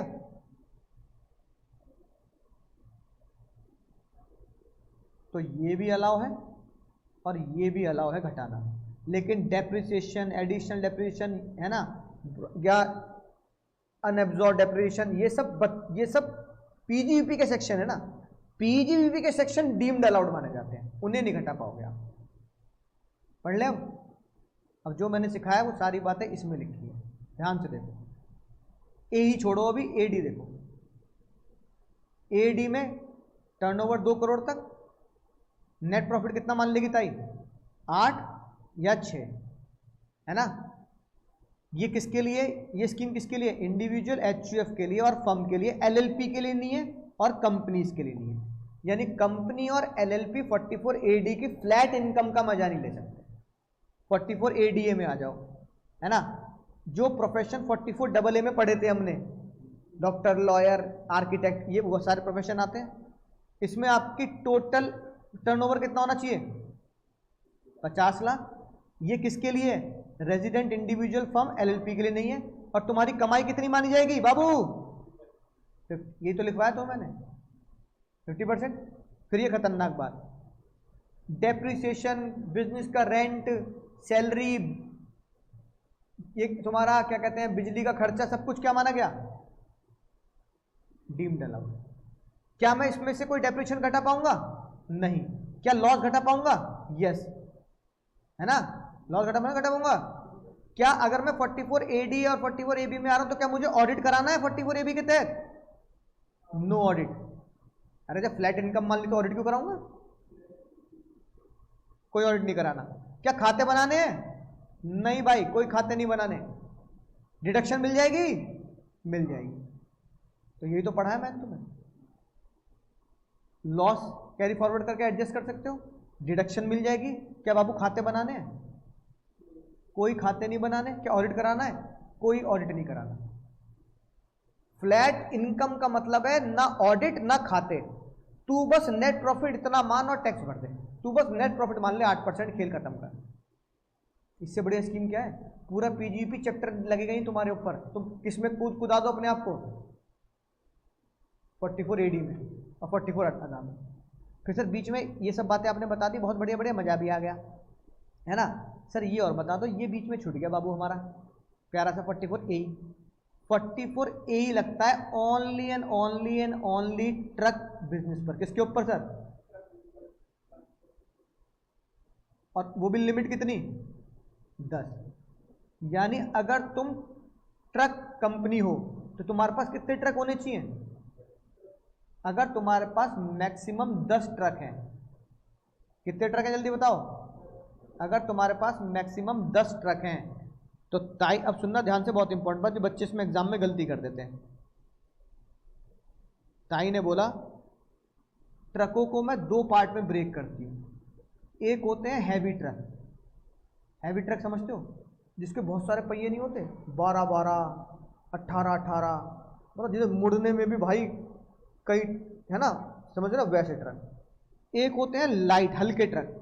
हल्के ट्रक देखो जैसे टाटा 407, छोटे पहिए वाले, या फिर अगर बड़े ट्रक भी होंगे तो नॉर्मल, हाँ छोटा हाथी से बोलते हैं, नॉर्मल ट्रक जो होते हैं, जो है ना 6-7 पहिए ही होते हैं, मतलब 10-12 नहीं होते, 6-7 पहिए ही होते हैं। तो बड़े ट्रक और छोटे ट्रक। छोटे ट्रक नॉर्मली जो हमारे हाईवे पे लगे रहते हैं ऐसा। बड़े ट्रक कौन से होते हैं? जिनके ऊपर गाड़ियां लोड होके जा रही है। तो ट्रक ताई ने 2 पार्ट में बांटे, लाइट और हैवी। तो ताई ने माना, पता है लाइट ट्रक कौन सा होता है या हैवी ट्रक कौन सा होता है? ताई ने माना हैवी ट्रक होता है जो एक बार में 12,000 किलो एक साथ ले जा सकता है। 12,000 किलो से ज्यादा सामान ढो सकता है। यानी कि हाँ 12, बिल्कुल सही बात। जिसका जो वेट है ना वो कितना ले जा सकता है? More than 12,000 KG. यानी 12,000 केजी को बोलते हैं 12 टन। यानी एक ट्रक 12 टन से ज्यादा का सामान ट्रांसफर कर सकता है। हाँ वही है ना, एक ट्रक जो 12,000 किलो सामान एक साथ उठा के ले जाए वो हैवी ट्रक होता है। तो ताई ने बोला अगर वो 44 ए 44 ए बी में नहीं जाना चाहता, यानी टैक्स ऑडिट नहीं कराना चाहता, तो वो 44 ए ई का मजा ले सकता है। और 44 ए बी में मुझे फ्लैट इनकम मान ले कितनी? 1,000 रुपये पर टन। कितनी इनकम मान ले बाबू? कितनी? 1,000 रुपये पर टन पर मंथ।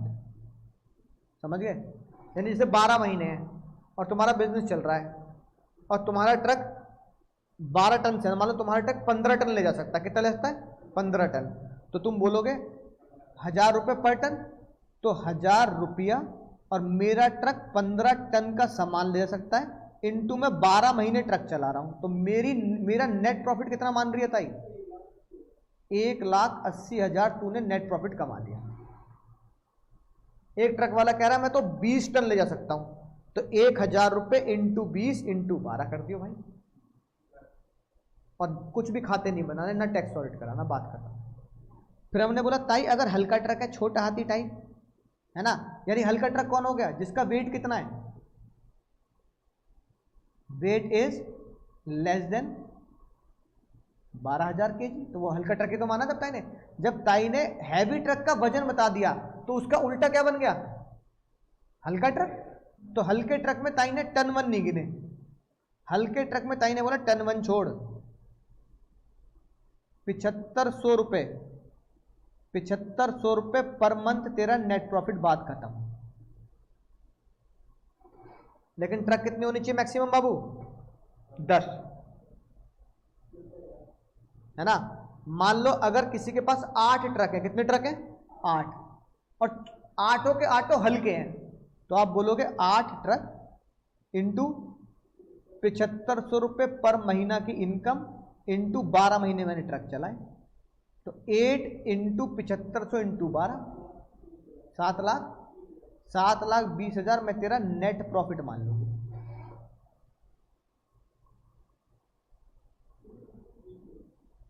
है हाँ, फ्लैट इतने मान लो।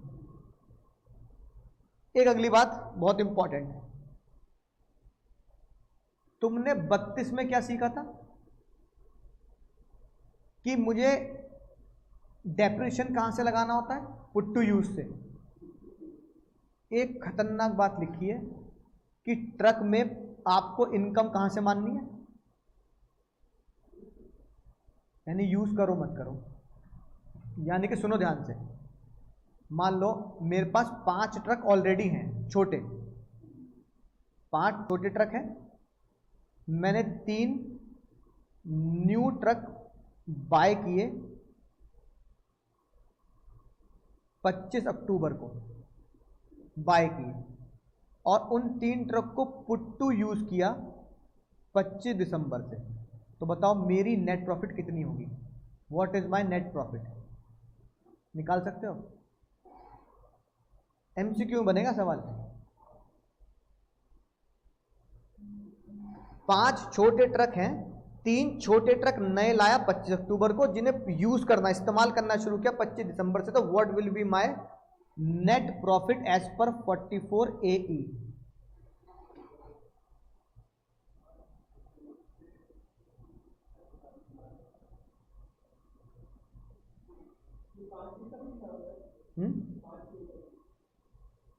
अब 5 दिन की वैल्यू निकालोगे क्या? एक दिन भी पूरा महीना मानना है बाबू। क्या लिखा है? इसी को बोलते हैं part of the month. Part of the मतलब एक दिन भी ताई पूरा महीना मानती है। तो अब देखो कैसे कैलकुलेट करूंगा, ऑनलाइन वाले बच्चे भी साथ साथ देखेंगे। जो पुराने ट्रक हैं, ओल्ड 5 ट्रक, कैसे निकालूंगा? 5 ट्रक इंटू 7500 इंटू वो 12 महीने मुझे ताई को पैसा देना है, कितना आ गया? 4,85,50,000। न्यू ट्रक कब आए बाबू? 3 न्यू ट्रक, 3 नए ट्रक आए 25 अक्टूबर को, तो बताओ पुट टू यूज से गिनूंगा इस 44AE में या 25 अक्टूबर बाइंग ओनरशिप से गिनूंगा? हाँ, यानी ओनरशिप, पुट टू यूज से मत गिन लेना, यहां डेट ऑफ ओनरशिप लिखा है। तो बच्चे गच्चा खाते हैं एग्जाम में, वो पुट टू यूज से गिन लेते हैं, और गिनना कहां से? अक्टूबर से। तो ताई ने बोला एक दिन पूरे महीने के बराबर। कितने महीने हो गए? अक्टूबर नवंबर दिसंबर जनवरी फरवरी मार्च, तो अक्टूबर से मार्च कितने महीने? 6 महीने। तो अब इनकी कमाई कैसे निकालूंगा? 3 ट्रक इंटू 7500 रुपये महीना इंटू 6 महीना, कितना आ गया? 1 लाख। तो टोटल कमाई कितनी होगी बाबू? Total net profit as per 44 ए 585 है 000। आंसर आ गया। गोले में एमसीक्यू गोले में लगा देना। ये पता क्यों पूछा? क्योंकि बच्चा कहां से गिनेगा? बच्चा गिनेगा 25 दिसंबर। बच्चा गिनेगा यहां पर 6 महीने की जगह दिसंबर, जनवरी, फरवरी, मार्च। बच्चे को लगेगा 6 महीने नहीं 4 महीने आएंगे, गलत हो जाएगा। क्योंकि खोपड़ी में एक ही बात आती है 32 पढ़ने के बाद, क्या? Put to use. Put to use 32 में पुट टू यूज है, 44 ए में ओनरशिप है, और वहां ओनरशिप नहीं है, वहां पुट टू यूज है। तो जब डेप्रिसिएशन निकालूंगा तो दिसंबर से निकालूंगा नॉर्मल प्रोविजन है 32 के, और 44 ए बी में आऊंगा तो अक्टूबर से आऊंगा। समझ गए? बोलो भाई, क्या समझ में आ रही है ना? 44 एडी के रास्ते इन 3 लोगों के लिए हमेशा के लिए बंद है। यानी कि ये 3 लोग 44 एडी में फ्लैट इनकम का मजा नहीं ले सकते। इनके लिए 44 ए प्लस 44 ए बी ही बनेगा। कौन? अगर तुम प्रोफेशन करते हो तो तुम 44 ए में नहीं आओगे, तो अरे तो हम कहां जाएंगे फिर? प्रोफेशन के लिए कहां जाएंगे? 44 एडी में चले जाओ। अगर तुम कमीशन ब्रोकरेज का बिजनेस करते हो, कमीशन ब्रोकरेज, शेयर मार्केट के लोग ब्रोकरेज कमाते हैं, ताई ने बोला तुम्हारे लिए 44 एडी भी नहीं है, 44 एडीए भी नहीं है, तुम्हें तो क्या जाना पड़ेगा? 44 ए और 44 ए बी। अगर तुम एजेंसी बिजनेस करते हो तो तुम्हारे लिए 44 एडी के रास्ते क्या है बाबू? बंद है। तो ये 3 लोग ऐसे हैं जो 44 एडी में नहीं आएंगे। तो प्रोफेशन तो 44 एडीए में चला जाएगा। बाकी 2 लोगों की मजबूरी है कि उनको टैक्स ऑडिट कराना पड़ेगा, यानी खाते बनाने पड़ेंगे, है ना? और आखिरी बात, अब देखो खतरा बना के दे रखा है, खतरा। अब ये खतरा सुनना क्या है, एमसीक्यू में आएगा। 44 एडी है ना, ये दिल का बहुत कच्चा है। जैसे बच्चे नहीं होते बुरा मान जाते हैं छोटी छोटी बात पर, है ना? कि मम्मी, तुम गए मम्मी के पास बचपन में, मम्मी ने नींद आया तो मुंह फुला के बैठ गए, मैं बात नहीं करूंगा अब, मैं कट्टा हूँ, कट्टा ऐसे करते हैं ना, कट्टी हो गई। 44 एडी पता नहीं कुछ इसी टाइप की बचकानी हरकतें करता है। 44 एडी ने देखा कि एक बंदे का टर्नओवर 1.5 करोड़ है। एक बंदे का टर्नओवर कितना है? 1.5 करोड़। जैसे उसने देखा एक बंदे का टर्नओवर 1.5 करोड़ है, उसने बाएं फैला ली। आ गले लग जा। कौन बाएं फैला के खड़ा है? कौन बाएं फैला के खड़ा है बाबू? 44 एडी। कौन बाएं फैला के खड़ा है? 44 एडी। आ जा। ऐसे ऐसे दौड़ता हुआ गया, मजे ले लिया, उसके हाथ से नीचे से निकल गया। 44 एडी की ईगो पे लगी बात। उसने कहा जब मैं बाएं फैला के तेरा इंतजार कर रहा हूं कि अगर तेरे को 44 एडी में फ्लैट इनकम पे आना है और तू फ्लैट इनकम नहीं ले रहा, फ्लैट इनकम नहीं ले रहा, तो कहां जा रहा तू? एबी में जा रहा है। वो कह रहा है टर्नओवर इतना है, तब भी स्टिल मैं कहां जाऊंगा? 44 एबी में जाऊंगा, 44 एडी को मना कर दूंगा। तो 44 एडी को इतना बुरा लगा, इतना बुरा लगा, इतना बुरा लगा, उसने गुस्से में पता क्या बोला? 5 साल तक अब मेरे पास मत आइए। ओ भाई, भविष्यवाणी हो गई, बिजली गिरी आसमान से, 5 साल तक मेरे पास मत आइए, चाहे तेरी इनकम हमेशा 2 करोड़ से कम ही क्यों ना हो। श्राप दे दिया उसने। एक बार अगर तूने मुझसे नाता तोड़ा तो मैं तुझसे नाता 5 साल तक तोड़ दूंगा, उसके बाद ही खोलेंगे। अब तुम्हारा टर्नओवर 1.5 करोड़, तुमने 44 एडी को मना कर दिया। अब इस साल से 5 साल गिन लो। आज ये साल पहला साल हो गया मना करने का, अगले 4 साल और गिन लो। अब तुम 44 एडी के रास्ते नहीं जा सकते। अब तुम्हारे ऊपर परमानेंट हो गया क्या? Tax audit. टैक्स ऑडिट का ठप्पा परमानेंट लगा दिया तुम्हारे ऊपर, तुमने अगर 44 एडी को मना किया। ये लिखी बात। अगर तुमने 44 एडी को मना कर दिया तो याद रखना 5 लगातार सालों तक आप 44 एडी को अडॉप्ट नहीं कर पाओगे। समझ गए बात? बोलो भाई। जैसे कि ये देखो, एग्जाम्पल पढ़ो जल्दी, और फिर तुम्हें जो मैंने बताया तुम्हें इस एग्जाम्पल से बहुत अच्छे समझ में आ जाएगी बात। टर्नओवर कितना 180, 44 एडी उसने ले लिया। टर्नओवर कितना 190, 44 एडी उसने ले लिया। और भाई टर्नओवर 2 करोड़ और 44 एडी कह रहा है भाई 2 करोड़ है 44 एडी अपना ले, पर उसने क्या गना कर दिया, उसने कह दिया मैं 44 एडी नहीं लूंगा, मैं तो ए बी पे जाऊंगा। बिगड़ जाएगा नहीं बिगड़ जाएगा 44 एडी, बस गुस्से में बिगड़ गया। 44 एडी कह रहा बेटे तूने मुझे मना किया, 5 साल तक दिख मत चाहिए, पढ़ के देख लो। He will not eligible to claim 44 AD for next 5 year। Next 5 year कहां से कहां तक क्या होगा बताना जरा। प्रीवियस ईयर 24-25 से प्रीवियस ईयर, यही तो होंगे। तुमने 23-24 में मना किया, अगले 5 मना कर दिए उसने।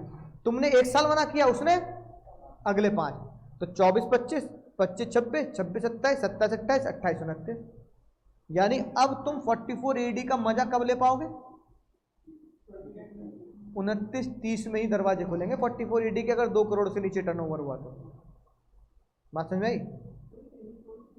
23-24 में तो पहले उसने मना कर दिया, उसने अगले 5 मना कर दिए, मतलब 23-24 को एक्सक्लूड करके अगले 5 गिनने।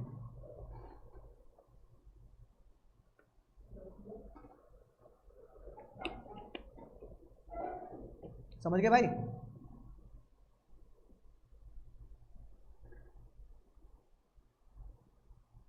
तो ये तो तुम्हारे बहुत महत्वपूर्ण section 44 A B, A D, A और ए डी, 4 सेक्शन पढ़ाया तो मैंने आज बिल्कुल डिटेल में, है ना। ऑनलाइन वाले बच्चे बताएंगे भाई क्वेश्चन करे नहीं करे जो होमवर्क में दिए थे।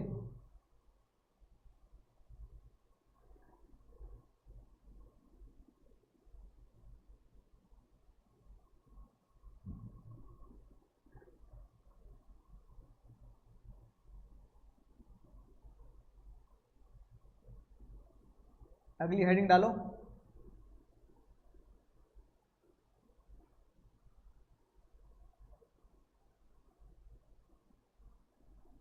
एग्जाम में 2 तरह क्वेश्चन आते हैं।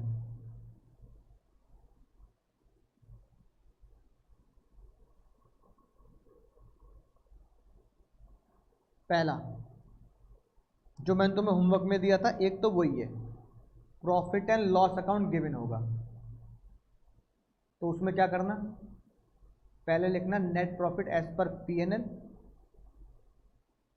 Add income allow, add expense disallow, फिर घटाना इनकम डिसअलाउ, ये तो घटाते हैं, और एक्सपेंस अलाउ। अब फिर ये मेरा आंसर आ जाएगा पीजीबीपी का, जो क्वेश्चन 156 मैंने तुम्हें दिया था। दूसरे तरह का क्वेश्चन बनेगा तुम्हारे एग्जाम में प्रोफेशन के ऊपर, और प्रोफेशन लोगों का पीएनएल नहीं दिया होता, रिसिप्ट एंड पेमेंट दी होती है, तो उसमें कोई अलाउ डिसअलाउ नहीं करना, सीधा आंसर निकालना टेक ऑल बिजनेस या प्रोफेशन रिसिप्ट,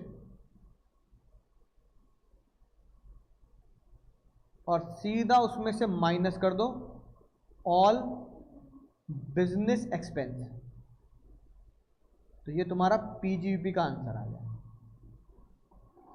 तो 2 तरह के क्वेश्चन एग्जाम में आएंगे, एक टाइप 1 जिसमें नेट प्रॉफिट और पीएनएल दिया गया होगा। अगर नेट प्रॉफिट पीएनएल दिया गया है तो इस तरीके से सॉल्व करना है, अलाउ डिसअलाउ वाला गेम खेल के, उसके लिए पूरे पीजीबीपी की नॉलेज होनी चाहिए।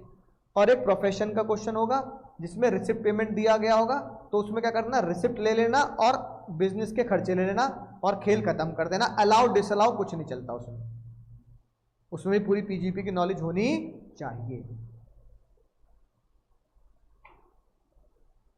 तो ये 2 तरह के क्वेश्चन बिजनेस चैप्टर में आपके पीजीबीपी चैप्टर में बनते हैं।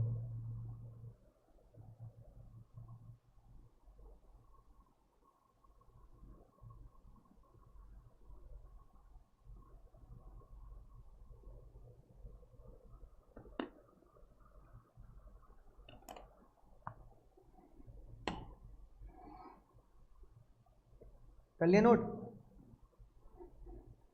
अब मैंने तुम्हें होमवर्क में क्वेश्चन दिया था, ये तो ज्ञान की बात है, इंटरव्यू है।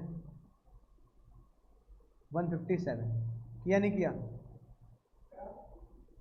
आंसर मैच हुआ नहीं हुआ? नहीं हुआ? ऑनलाइन वाले बताएंगे भाई।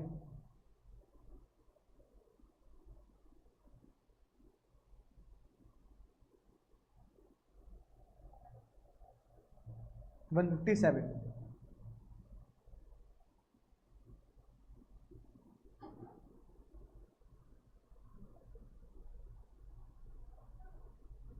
मैच हो गया आंसर रशीद भाई?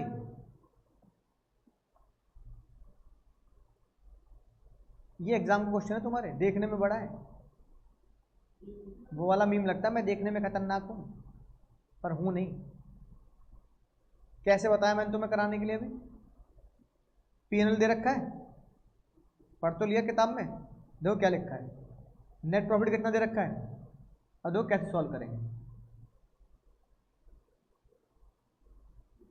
कितना दे रखा है?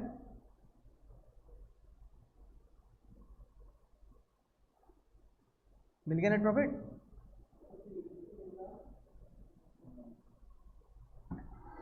एक लाख 10,400 है ना बुक में, तुम्हारी बुक में भी तो है, बुक खोलो ना। बुक नहीं लाए? टैक्स क्लास में मजे ले लिए भाई। 1,10,000 ये नेट प्रॉफिट हो गया। अब पता क्या करता हूं मैं, पहले इनकम साइड पढ़ता हूं और एडजस्टमेंट पढ़ता हूं कि एडजस्टमेंट किन किन के साथ है। तो पहले देखो, एक एडजस्टमेंट है कि परचेज में, परचेज इंक्लूड है ना 21,000 रुपये, पेमेंट क्रॉस चेक से है, तो क्रॉस चेक की पेमेंट डिसअलाउ होती है ना, अकाउंट पे चेक की तो अलाउ होती है। याद करो 40A2, 10,000 से ऊपर कैश और क्रॉस चेक डिसअलाउ, ये खर्चे में है। ये पुरानी adjustment. Assessee always value stock at cost price but 31 में valued closing stock, closing stock के साथ एक लोचा है। क्लोजिंग स्टॉक को क्या कर रखा है? ओवर वैल्यू कर रखा है, तो ये एक एडजस्टमेंट है। ऑफिस सैलरी में एडजस्टमेंट है, दिवाली एक्सपेंस में एडजस्टमेंट है, और ये एडजस्टमेंट मेरी किस में है? एसेट में। और sale tax duty paid before the due date, ये अलाउड है ना, पेड 20,000 ही पे हुए हैं। तो इनकम साइड में कौन सी एडजस्टमेंट है? एक मेरी बस इसमें एक एडजस्टमेंट है, क्लोजिंग स्टॉक में तो है। बताओ क्या कह रहा है? Closing stock is at market price which is excess of cost price by 10%, यानी 10% से ओवर वैल्यू कर रखा है। अगर 10% से ओवर वैल्यू कर रखा है तो मुझे क्लोजिंग स्टॉक में से 10% क्या करने पड़ेंगे? डिसअलाउ करने पड़ेंगे। और अगर क्लोजिंग स्टॉक इनकम की साइड है, इनकम में से 10% डिसअलाउ करता हूं तो प्रॉफिट बढ़ेगा घटेगा? इनकम डिसअलाउ, प्रॉफिट घटेगा। कितना घटेगा अब निकालते हैं। क्लोजिंग स्टॉक ये आ रहा है 2,26,000 कितने परसेंट के बराबर हो गया? 10% हो गया, 110%। तो मैं क्या बोलूंगा, अगर 110% 2,26,000 रुपये है तो 10%, क्योंकि 10% डिसअलाउ करना है ना, तो बताओ बाबू लोग 10% कितने के बराबर होगा? 2,26,000 डिवाइड बाय 110 इंटू 10 कितना आ गया?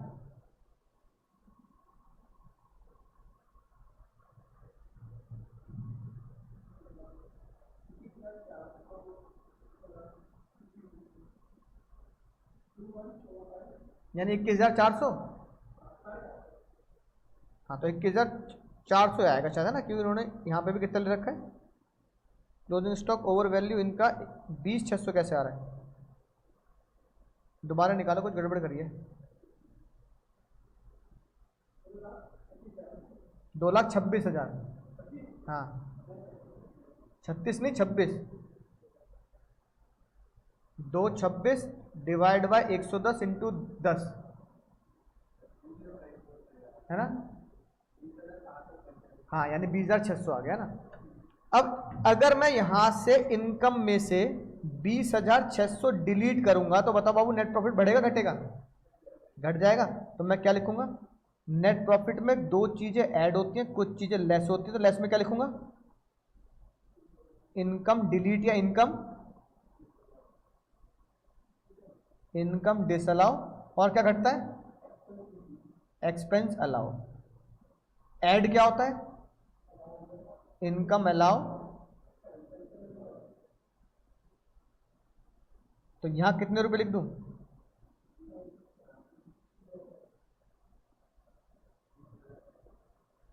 जमती है बात?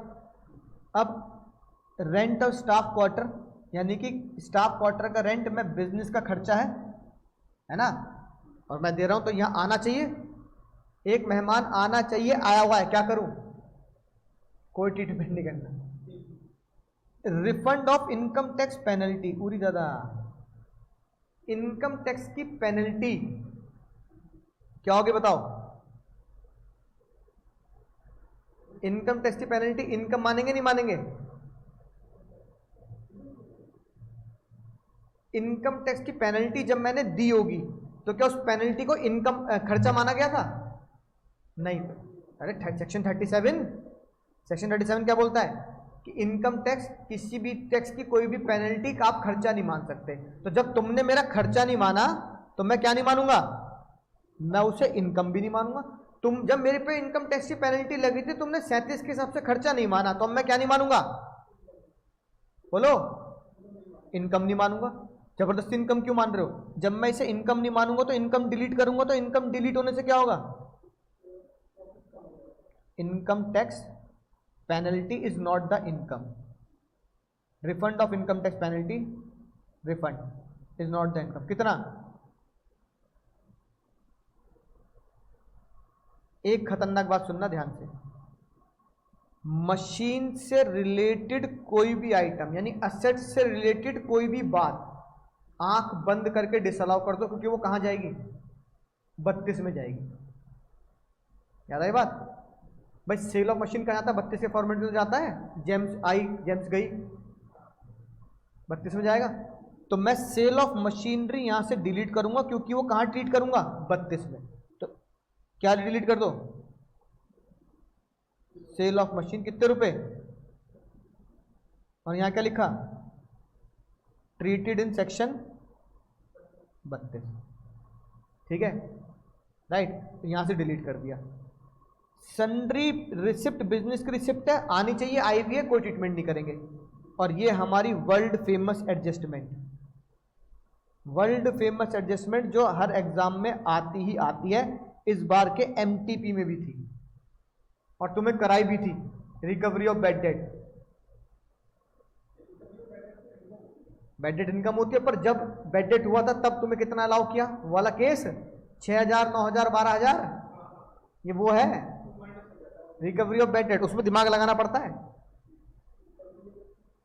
सुनो क्या वर्ड लिखा है? बैड डेट रिकवर हो रहा है, not allowed deducted in the earlier year.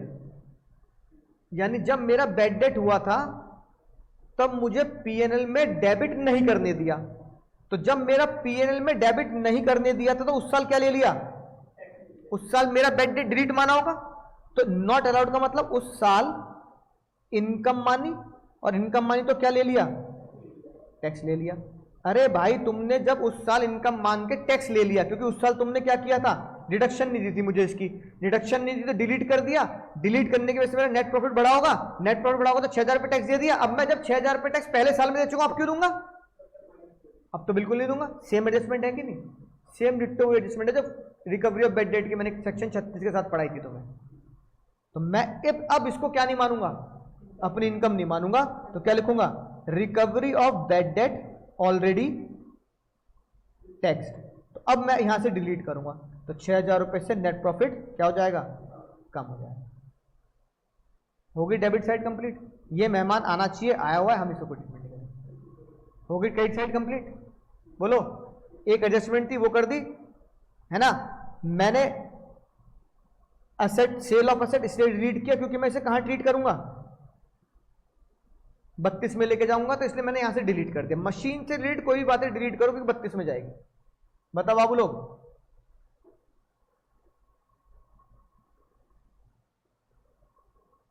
समझ गए? मशीन की कहानी 32 में जाएगी, अभी 32 सीखेंगे। अब डेबिट साइड पे आ जाए। डेबिट साइड पे बताना कौन कौन सी एडजस्टमेंट है। सर डेबिट साइड में सबसे पहली एडजस्टमेंट है कि पैटी कैश में 21,000 रुपए क्रॉस चेक या कैश में दे रखे हैं। पैटी कैश कहां है बाबू?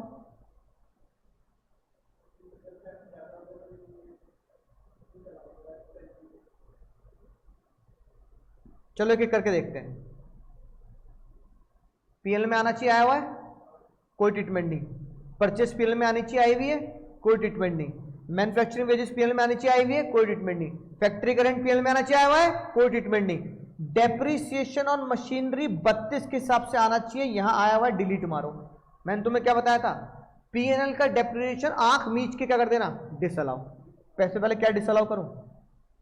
डेप्रिसिएशन ऑफ पीएनएल, क्योंकि कहां ट्रीट करूंगा, 32 में। कितने रुपए? 15,000। कितने रुपए? 15,000। और देख लेता हूं कोई डेप है क्या। ऑफिस, ये बैड डेट, ये एक्सपेंस, दिवाली, रिपेयर, एक ही जगह दे रखा है ना। 32 निकाल लूं अब, क्योंकि मैंने यहां पे मशीन डिसअलाउ कर दी, यहां पे मैंने डेप डिसअलाउ कर दिया, क्योंकि ये मशीन और डेप दोनों 15 और 25 दोनों ही कहां ट्रीट करूंगा, 32 में ट्रीट करता हूं। तो अब 32 पे चलते हैं, पहले 32 का ही काम तमाम करते हैं भाई। Working note number 1, calculate depreciation as per section 32, है ना। कौन सा डेप उड़ाया मैंने? मशीन और मशीन, ये रही मशीन। एक डेप दे रखा है मशीन का, एक डेप दे रखा है बिल्डिंग का। तो पहले मैं किसका निकाल रहा हूं? फॉर्मूला बोलो, भूल गए? होश में पढ़ मत लेना घर में। जेम्स खिला खिला के भी एहसान भूल गए जेम्स का। Opening WDV plus purchases, value of the packet आ गई, minus sales, WDV of the block आ गया। इस पे लगा देंगे डेप, अगर प्रोडक्शन के लिए तो एडिशनल भी, वरना normal dep. Opening WDV machine की कितनी दे रखी क्वेश्चन में? 59,000। क्या ड्यूरिंग द ईयर कोई परचेज करी? कोई परचेज नहीं करी, नील। तो वैल्यू कितनी आई? 59। क्या ड्यूरिंग द ईयर मशीन बेची? हाँ, एक मशीन है जो 5,000 की थी, उससे कोई मतलब नहीं, हमने उसे 25,000 बेच दी, तो सेल हो गई 25,000, सेल वैल्यू 25,000। डब्ल्यूडीवी कितनी रह गई? 59 माइनस 25,000 करो,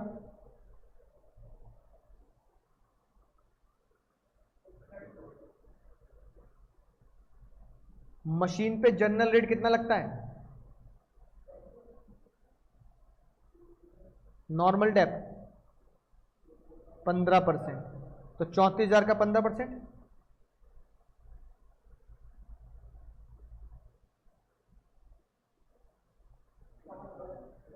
है 5100। एडिशन डेप लगेगा? नहीं, एडिशन डेप के लिए कोई नई मशीन होनी चाहिए थी, तभी तो लगता है ना, और पुट्टी 20 साल में होना चाहिए था। तो नॉर्मल डेप 5100, यानी मशीन के ऊपर डेप 5100 आएगा। तो मैं अपने मेन सॉल्यूशन में जाऊंगा, यहां मैंने इसको यहां इसे डिलीट कर दिया था, इसे यहां डिलीट कर दिया था। अब मशीन के ऊपर जो डेप है, अगर पीएनएल में डालूंगा तो प्रॉफिट बढ़ेगा घटेगा? अच्छा, पीएनएल में पीएनएल में डेप्रिसिएशन डालना, प्रॉफिट घटेगा नहीं। पीएनएल में डेप डालूंगा तो प्रॉफिट बढ़ेगा घटेगा? तो फिर घटाऊंगा ही तो। Dep as per section 32 5100। अब एक डेप मुझे दे रखा है किसका, बिल्डिंग का। तो पहले देखो बिल्डिंग की WDV तो दे रखी है 1 अप्रैल को इतनी, क्या बिल्डिंग के ऊपर कोई डेप्रिसिएशन यहां है? यहां दोनों का डेप एक साथ था, मशीन और बिल्डिंग का, मैंने दोनों क्या कर दिए, डिलीट कर दिए थे, है ना, राइट। अब बिल्डिंग का निकाल लेता हूं, ओपनिंग WDV 90,000, परचेज नील, वैल्यू 90,000, सेल नील, कोई सेल नहीं करी, WDV 90,000। बिल्डिंग पे कितना डेप लगता है, 10%, कितना, 9,000। तो बिल्डिंग के ऊपर डेप कितना आ गया, 9,000। Dep of building as per section 32 कितना, 9,000। हो गया भाई 9,000, खत्म डेप्रिसिएशन का खेल। अब P&L के आगे चलते हैं, P&L में आगे ऑफिस सैलरी से रिलेटेड कोई एडजस्टमेंट है क्या? ये रही बात, office salary paid include 10,400 to the proprietor of the business. Salary के प्रोपराइटर ऑफ द बिजनेस क्या होता है, ड्राइंग नहीं होता। जो प्रोपराइटर है उसने खुद को 10,400 रुपए दिए और कह रहा है ये तो ऑफिस सैलरी है, तो ड्राइंग्स होगी। तो ड्राइंग्स क्या होती है, डिसअलाउ। डिसअलाउ होगी तो कहां लिखूंगा, माइनस होगा ना, तो लिख दो ऑफिस सैलरी। खर्चा डिलीट करेंगे तो प्रॉफिट क्या होगा, अरे खर्चा डिलीट करोगे तो प्रॉफिट बढ़ेगा। बाबू क्या कर रहे हो ये भाई, खर्चा डिलीट कर रहा हूं तो प्रॉफिट बढ़ेगा घटेगा, तो बढ़ाओ। एक्सपेंस डिसअलाउ में जाओगे, office salary to self drawing 10,400 delete, ये एडजस्टमेंट हो गई, ये वाली एडजस्टमेंट हो गई, ये वाली एडजस्टमेंट हो गई। अब बची है दिवाली और पैटी परचेज। ऑफिस सैलरी हो गया, बिजनेस खर्चे आने चाहिए, आएंगे पूरी दादा। सबसे खतरनाक बात, इंटरेस्ट ऑन कैपिटल। और ये कौन है बंदा, प्रोपराइटर है, मिस्टर इंडिया प्रोपराइटर है। सेक्शन 36 में खतरा बनाया था कि इंटरेस्ट ऑन प्रोपराइटर कैपिटल क्या होता है, डिसअलाउ होता है। सेक्शन 36 है ना, किताब में खोल के देख लो सेक्शन 36, और खतरा बना रखा है। क्या बना रखा है बाबू, खतरा बना रखा है कि interest on proprietor capital disallow. क्योंकि ये किसके बराबर होता है, अपनी ही कैपिटल पे इंटरेस्ट फिर 100% नहीं कर दोगे तुम, है ना। डिसअलाउ करो, कितने रुपए, 3300। खर्चा डिसअलाउ करूंगा तो क्या होगा,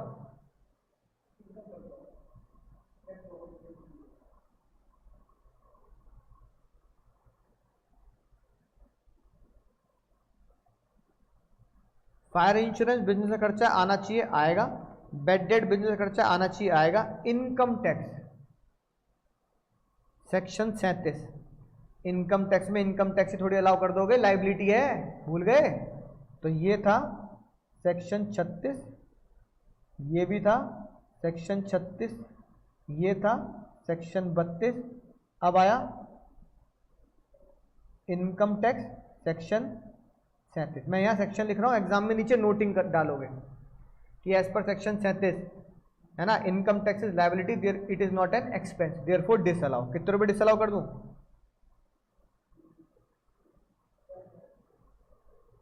सेल टैक्स प्रोसीडिंग यानी वकील खर्चा अलाउड है ना। इनकम टैक्स की प्रोसीडिंग, वकील खर्चा अलाउड है, प्रोसीडिंग का मतलब इनकम टैक्स। दिवाली एक्सपेंस में एक वो है एडजस्टमेंट,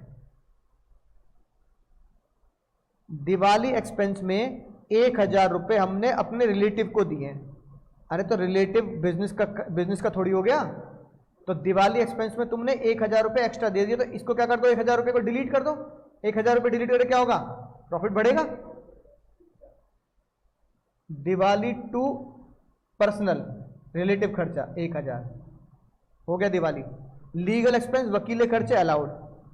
और ही ज्यादा मेडिकल एक्सपेंस ऑफ प्रोप्राइटर, क्या medical expense of proprietor business खर्चा है? ये पर्सनल खर्चा है और ये हम अकाउंट से भी पढ़ते हैं कि पर्सनल खर्चे कभी भी पीएल में नहीं डालने चाहिए। तो मेडिकल का खर्चा जो उसका पर्सनल है कितने रुपए? 3000 डिसअलाउ। स्टाफ वेलफेयर बिजनेस का है, रिपेयर बिजनेस का है, बोनस पेबल, बहुत ही खतरनाक बात, बोनस का कौन सेक्शन पढ़ा है मैंने तुम्हें? बोनस का तुमने नलायको सेक्शन पढ़ा है 43 बड़ा B, leave EBIT, leave EBIT B से बोनस, उसमें हिंदी में लिखवाई थी ये बात। अगर बोनस 31 जुलाई रिटर्न की डेट तक पे हो जाता है तो अलाउ होगा, और अगर बोनस 31 जुलाई रिटर्न की डेट तक पे नहीं होता, लीव ईबीआईटी करते तो डिसअलाउ होगा। होगा कि नहीं होगा? अब देखते हैं क्या ये अलाउड हुआ था या नहीं हुआ था।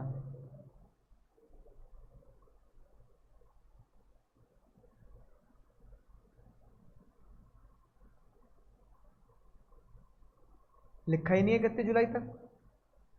क्या लिखा है? पेबल है, इसका मतलब पेड नहीं है, क्या करना पड़ेगा? डिसअलाउ।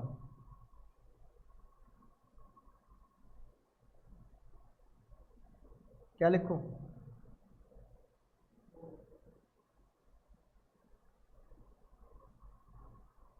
कितने रुपए?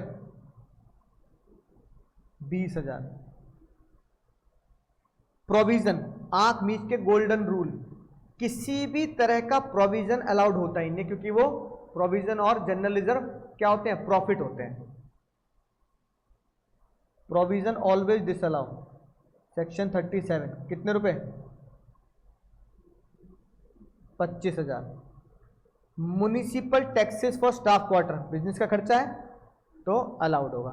जनरल और ही ज्यादा जनरल रिजर्व, रिजर्व क्या नहीं होते सर? अलाउ नहीं होते। Reserve and provision disallow. कितने रुपए? 26,000। एंटरटेनमेंट एक्सपेंस बिजनेस खर्चा अलाउड होगा। अब एक एडजस्टमेंट रहेगी बस हमारी, पैटी परचेज वाली।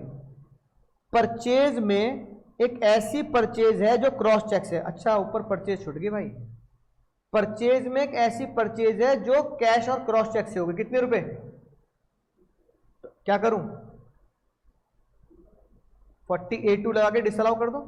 As per section 40A2 any cash payment above 10,000 is disallow.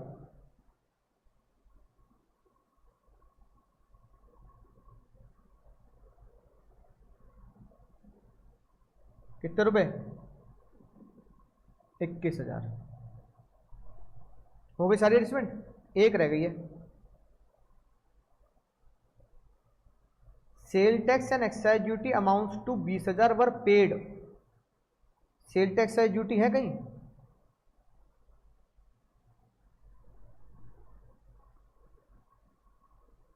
नहीं है, है ना?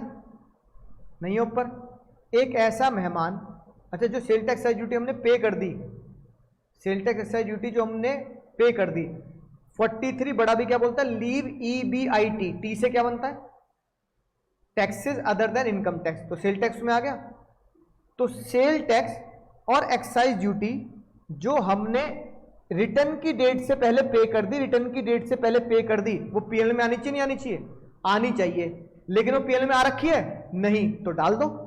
एक ऐसा मेहमान जो पीएनएल में आना चाहिए, 43 बड़ा बी के हिसाब से ड्यूटी और सेल टैक्स, ड्यूटी और सेल टैक्स अगर रिटर्न की डेट तक पेड हो जाते हैं, क्या हो जाते हैं? पेड हो जाते हैं। पेड हो जाते हैं तो क्या करना पड़ेगा? उनको अलाउ करना पड़ता है। अगर वो पीएनएल में है तो टच मत करो, अगर वो एडजस्टमेंट में है, याद है एडजस्टमेंट तो नीचे से उठा के पीएनएल में डालो। अब जब मैं इसे पीएल में डेबिट करूंगा तो नेट प्रॉफिट पे क्या असर होगा? इनकम अलाउ से क्या होगा?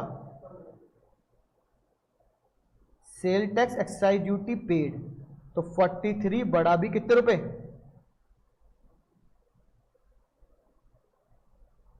कितने रुपए हैं भाई? 20,000।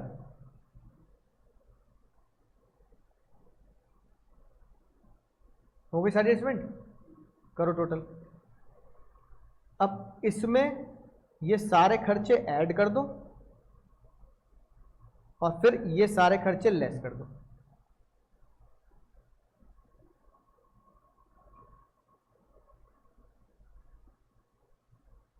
वन 10400 में ऐड करते जाओ, पहले ऐड कर दो फिर नीचे स्क्रॉल कर दूंगा मैं।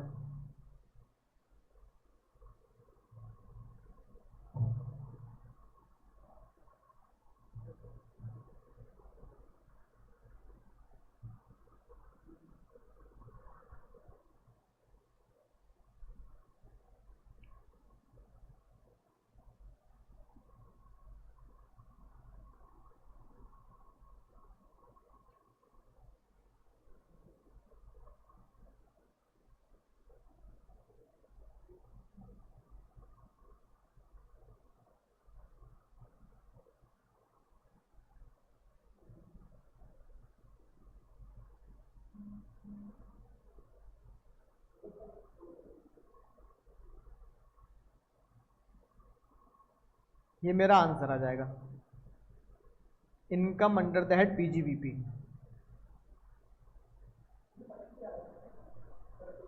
कहाँ पे? माइनस में थर्ड 25,000।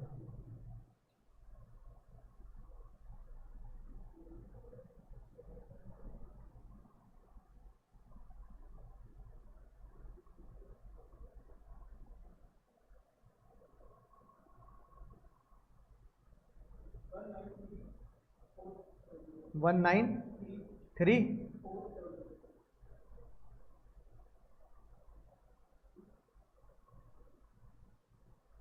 यहाँ आ रहा है 153, कुछ गड़बड़ करिए। चलो मैच करते हैं, 21,000 लेस करें।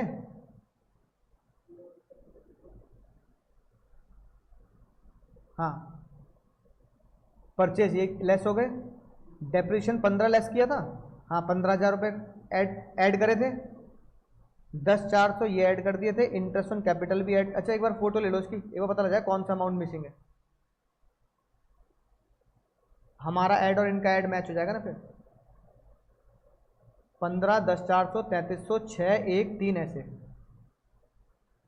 ले लिया फोटो। अब इनका ऐड, अपना ऐड देखते हैं, आंसर से मैच करते हैं। ये ऐड कर दिया 21,000, हाँ परचेज में, हाँ 15 डेप ऐड कर दिया, 10,400 ऐड कर दिया सेल, 3,300 इनकम टैक्स ऐड कर दिया, इनकम टैक्स 6,000 ऐड कर दिया, दिवाली 1,000 ऐड कर दिया, मेडिकल पर्सनल 3,000 ऐड कर दिए, बोनस पेबल ऐड कर दिया, प्रोविजन, हाँ बोनस तो ऐड होगा ना, बोनस पेबल ही तो है, प्रोविजन फॉर सेल टैक्स। अरे अच्छा रुको रुको रुको, अच्छा समझ गया क्या चक्कर है। सेल टैक्स दे तो रखा है, यही गलती हो गई। सेल टैक्स के बारे में कितनी एडजस्टमेंट दे रखी है? Sale tax excise duty, cell tax excise duty का प्रोविजन कितना है, ये हमने डिसअलाउ किया, डिसअलाउ कर दिया था 25,000 है ना, हाँ 25,000 डिसअलाउ कर दिया था और 20,000 अलाउ कर दिया था, है ना। ठीक किया था, ठीक किया था। अब चेक करना आगे, देखना प्रोविजन फॉर सेल टैक्स हमने डिसअलाउ किया होगा, प्रोविजन फॉर सेल टैक्स देखो 25 डिसअलाउ किया है,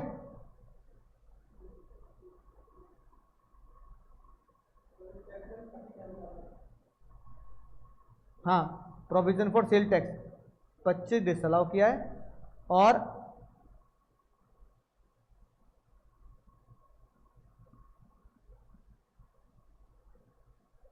20 अलाउ किया होगा।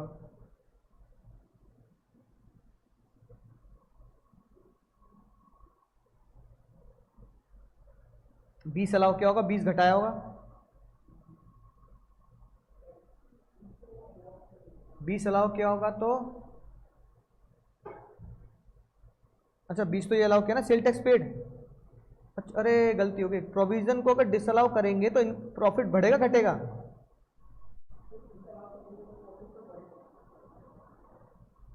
हाँ अगर हमने पहले प्रोविजन 25,000 डिसअलाउ किया, तो इनकम में से डिसअलाउ करो तो क्या होगा, प्रोविजन डिसअलाउ करोगे तो प्रॉफिट बढ़ेगा, तो ऐड करना प्रॉफिट। प्रोविजन डिसअलाउ कितने, 25। फिर जब प्रोविजन को 20,000 रुपए को अलाउ करेंगे तो प्रॉफिट घटेगा। ये गड़बड़ कर दी। सेल टैक्स पेड था ना ऐड में, ये क्या था, सेल टैक्स ड्यूटी पेड। 43 में अगर मैंने इसको पे कर दिया है तो पीएनएल में डेबिट करूंगा, पीएनएल में डेबिट करने से प्रॉफिट बढ़ेगा घटेगा, बोलो घटे। तो यहां लिखना था, वो गड़बड़ ये हो गई, वो यहां लिखना था, है ना। समझ में आ गई बात, क्या हुआ था गड़बड़, उसे यहां लिखना था। सेल टैक्स पेड 43 बढ़ा भी, पेड कर दिया तो खर्चा बढ़ गया, खर्चा बढ़ गया तो नेट प्रॉफिट घटेगा। कितने रुपए, अब कितना आ रहा है, 153,400। मैच कर रहा है ना आंसर, ये रहा वो। ए बस एक गलती से उसमें ऐड में लिख दिया 153,400, है ना।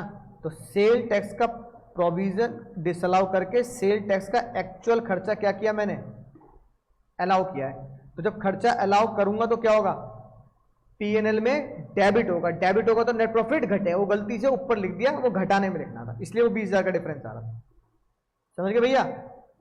अब होमवर्क क्या करना है, 158 ये लिखो, 159 और 160 ये होमवर्क में करने हैं, और आईसीआई, है ना। तो अगली क्लास में डाउट क्लास ले लेंगे, पीजीपी की डाउट क्लास लेंगे, कोई नया टॉपिक शुरू कर लेंगे डाउट क्लास के बाद। लेकिन जब तक क्या कर देना है सर, बताओ भैया बाबू लोग, जब तक पूरा पीजीपी खत्म कर देना है। तो एक काम करते हैं, चलो, है ना, सैटरडे को भाई पूछना पड़ेगा क्योंकि ना चुनाव है, तो तुम बस मशीन बेच के प्रॉफिट कहाँ हो बाबू, उसको तो यहां ट्रीट कर दिया ना। जो मशीन बेचा वो ऑटोमेटिकली कहां घुस गया, जो मशीन बेची वो ऑटोमेटिकली यहां आ गई ना। एक मिनट रुक जाओ, जो मशीन बेची वो ऑटोमेटिक यहां आ गई, वो ऑटो एडजस्ट हो गई। कई बार क्या होता है दूसरे के डाउट भी खुद अपने को समझ में आ जाते हैं। तो वो पूछ रहा है सर जो मशीन बेची 25,000 का उसका क्या हुआ होगा, अरे वो ऑटोमेटिक यहां नहीं आ गई, ऑटो एडजस्ट इन 32 अपने आप, कुछ उसमें कुछ नहीं करना रशीद भाई, उसमें कुछ नहीं करना। डिलीट मारो मशीन, ऑटोमेटिक क्या हो गई वो 32 में घुस गई। ऐसी पीएनएल से अपना डेप्रिसिएशन डिलीट मारो, ऑटोमेटिक कहां जाएगा वो 32 में आ जाएगा। तो 32 से रिलेटेड मशीन और 32 से रिलेटेड डेप्रिसिएशन पीएनएल से देखते डिसअलाउ करो, और 32 में ऑटोमेटिक, इस फॉर्मेट में ऑटोमेटिक वो कैलकुलेट हो जाएगा। उसके बारे में दिमाग मत लगाना क्या हुआ क्या, अरे ऑटोमेटिक एडजस्ट हो गया, वो 32 बनाया है इस डिजाइन से। ठीक है भैया, ठीक है, समझ गए सर।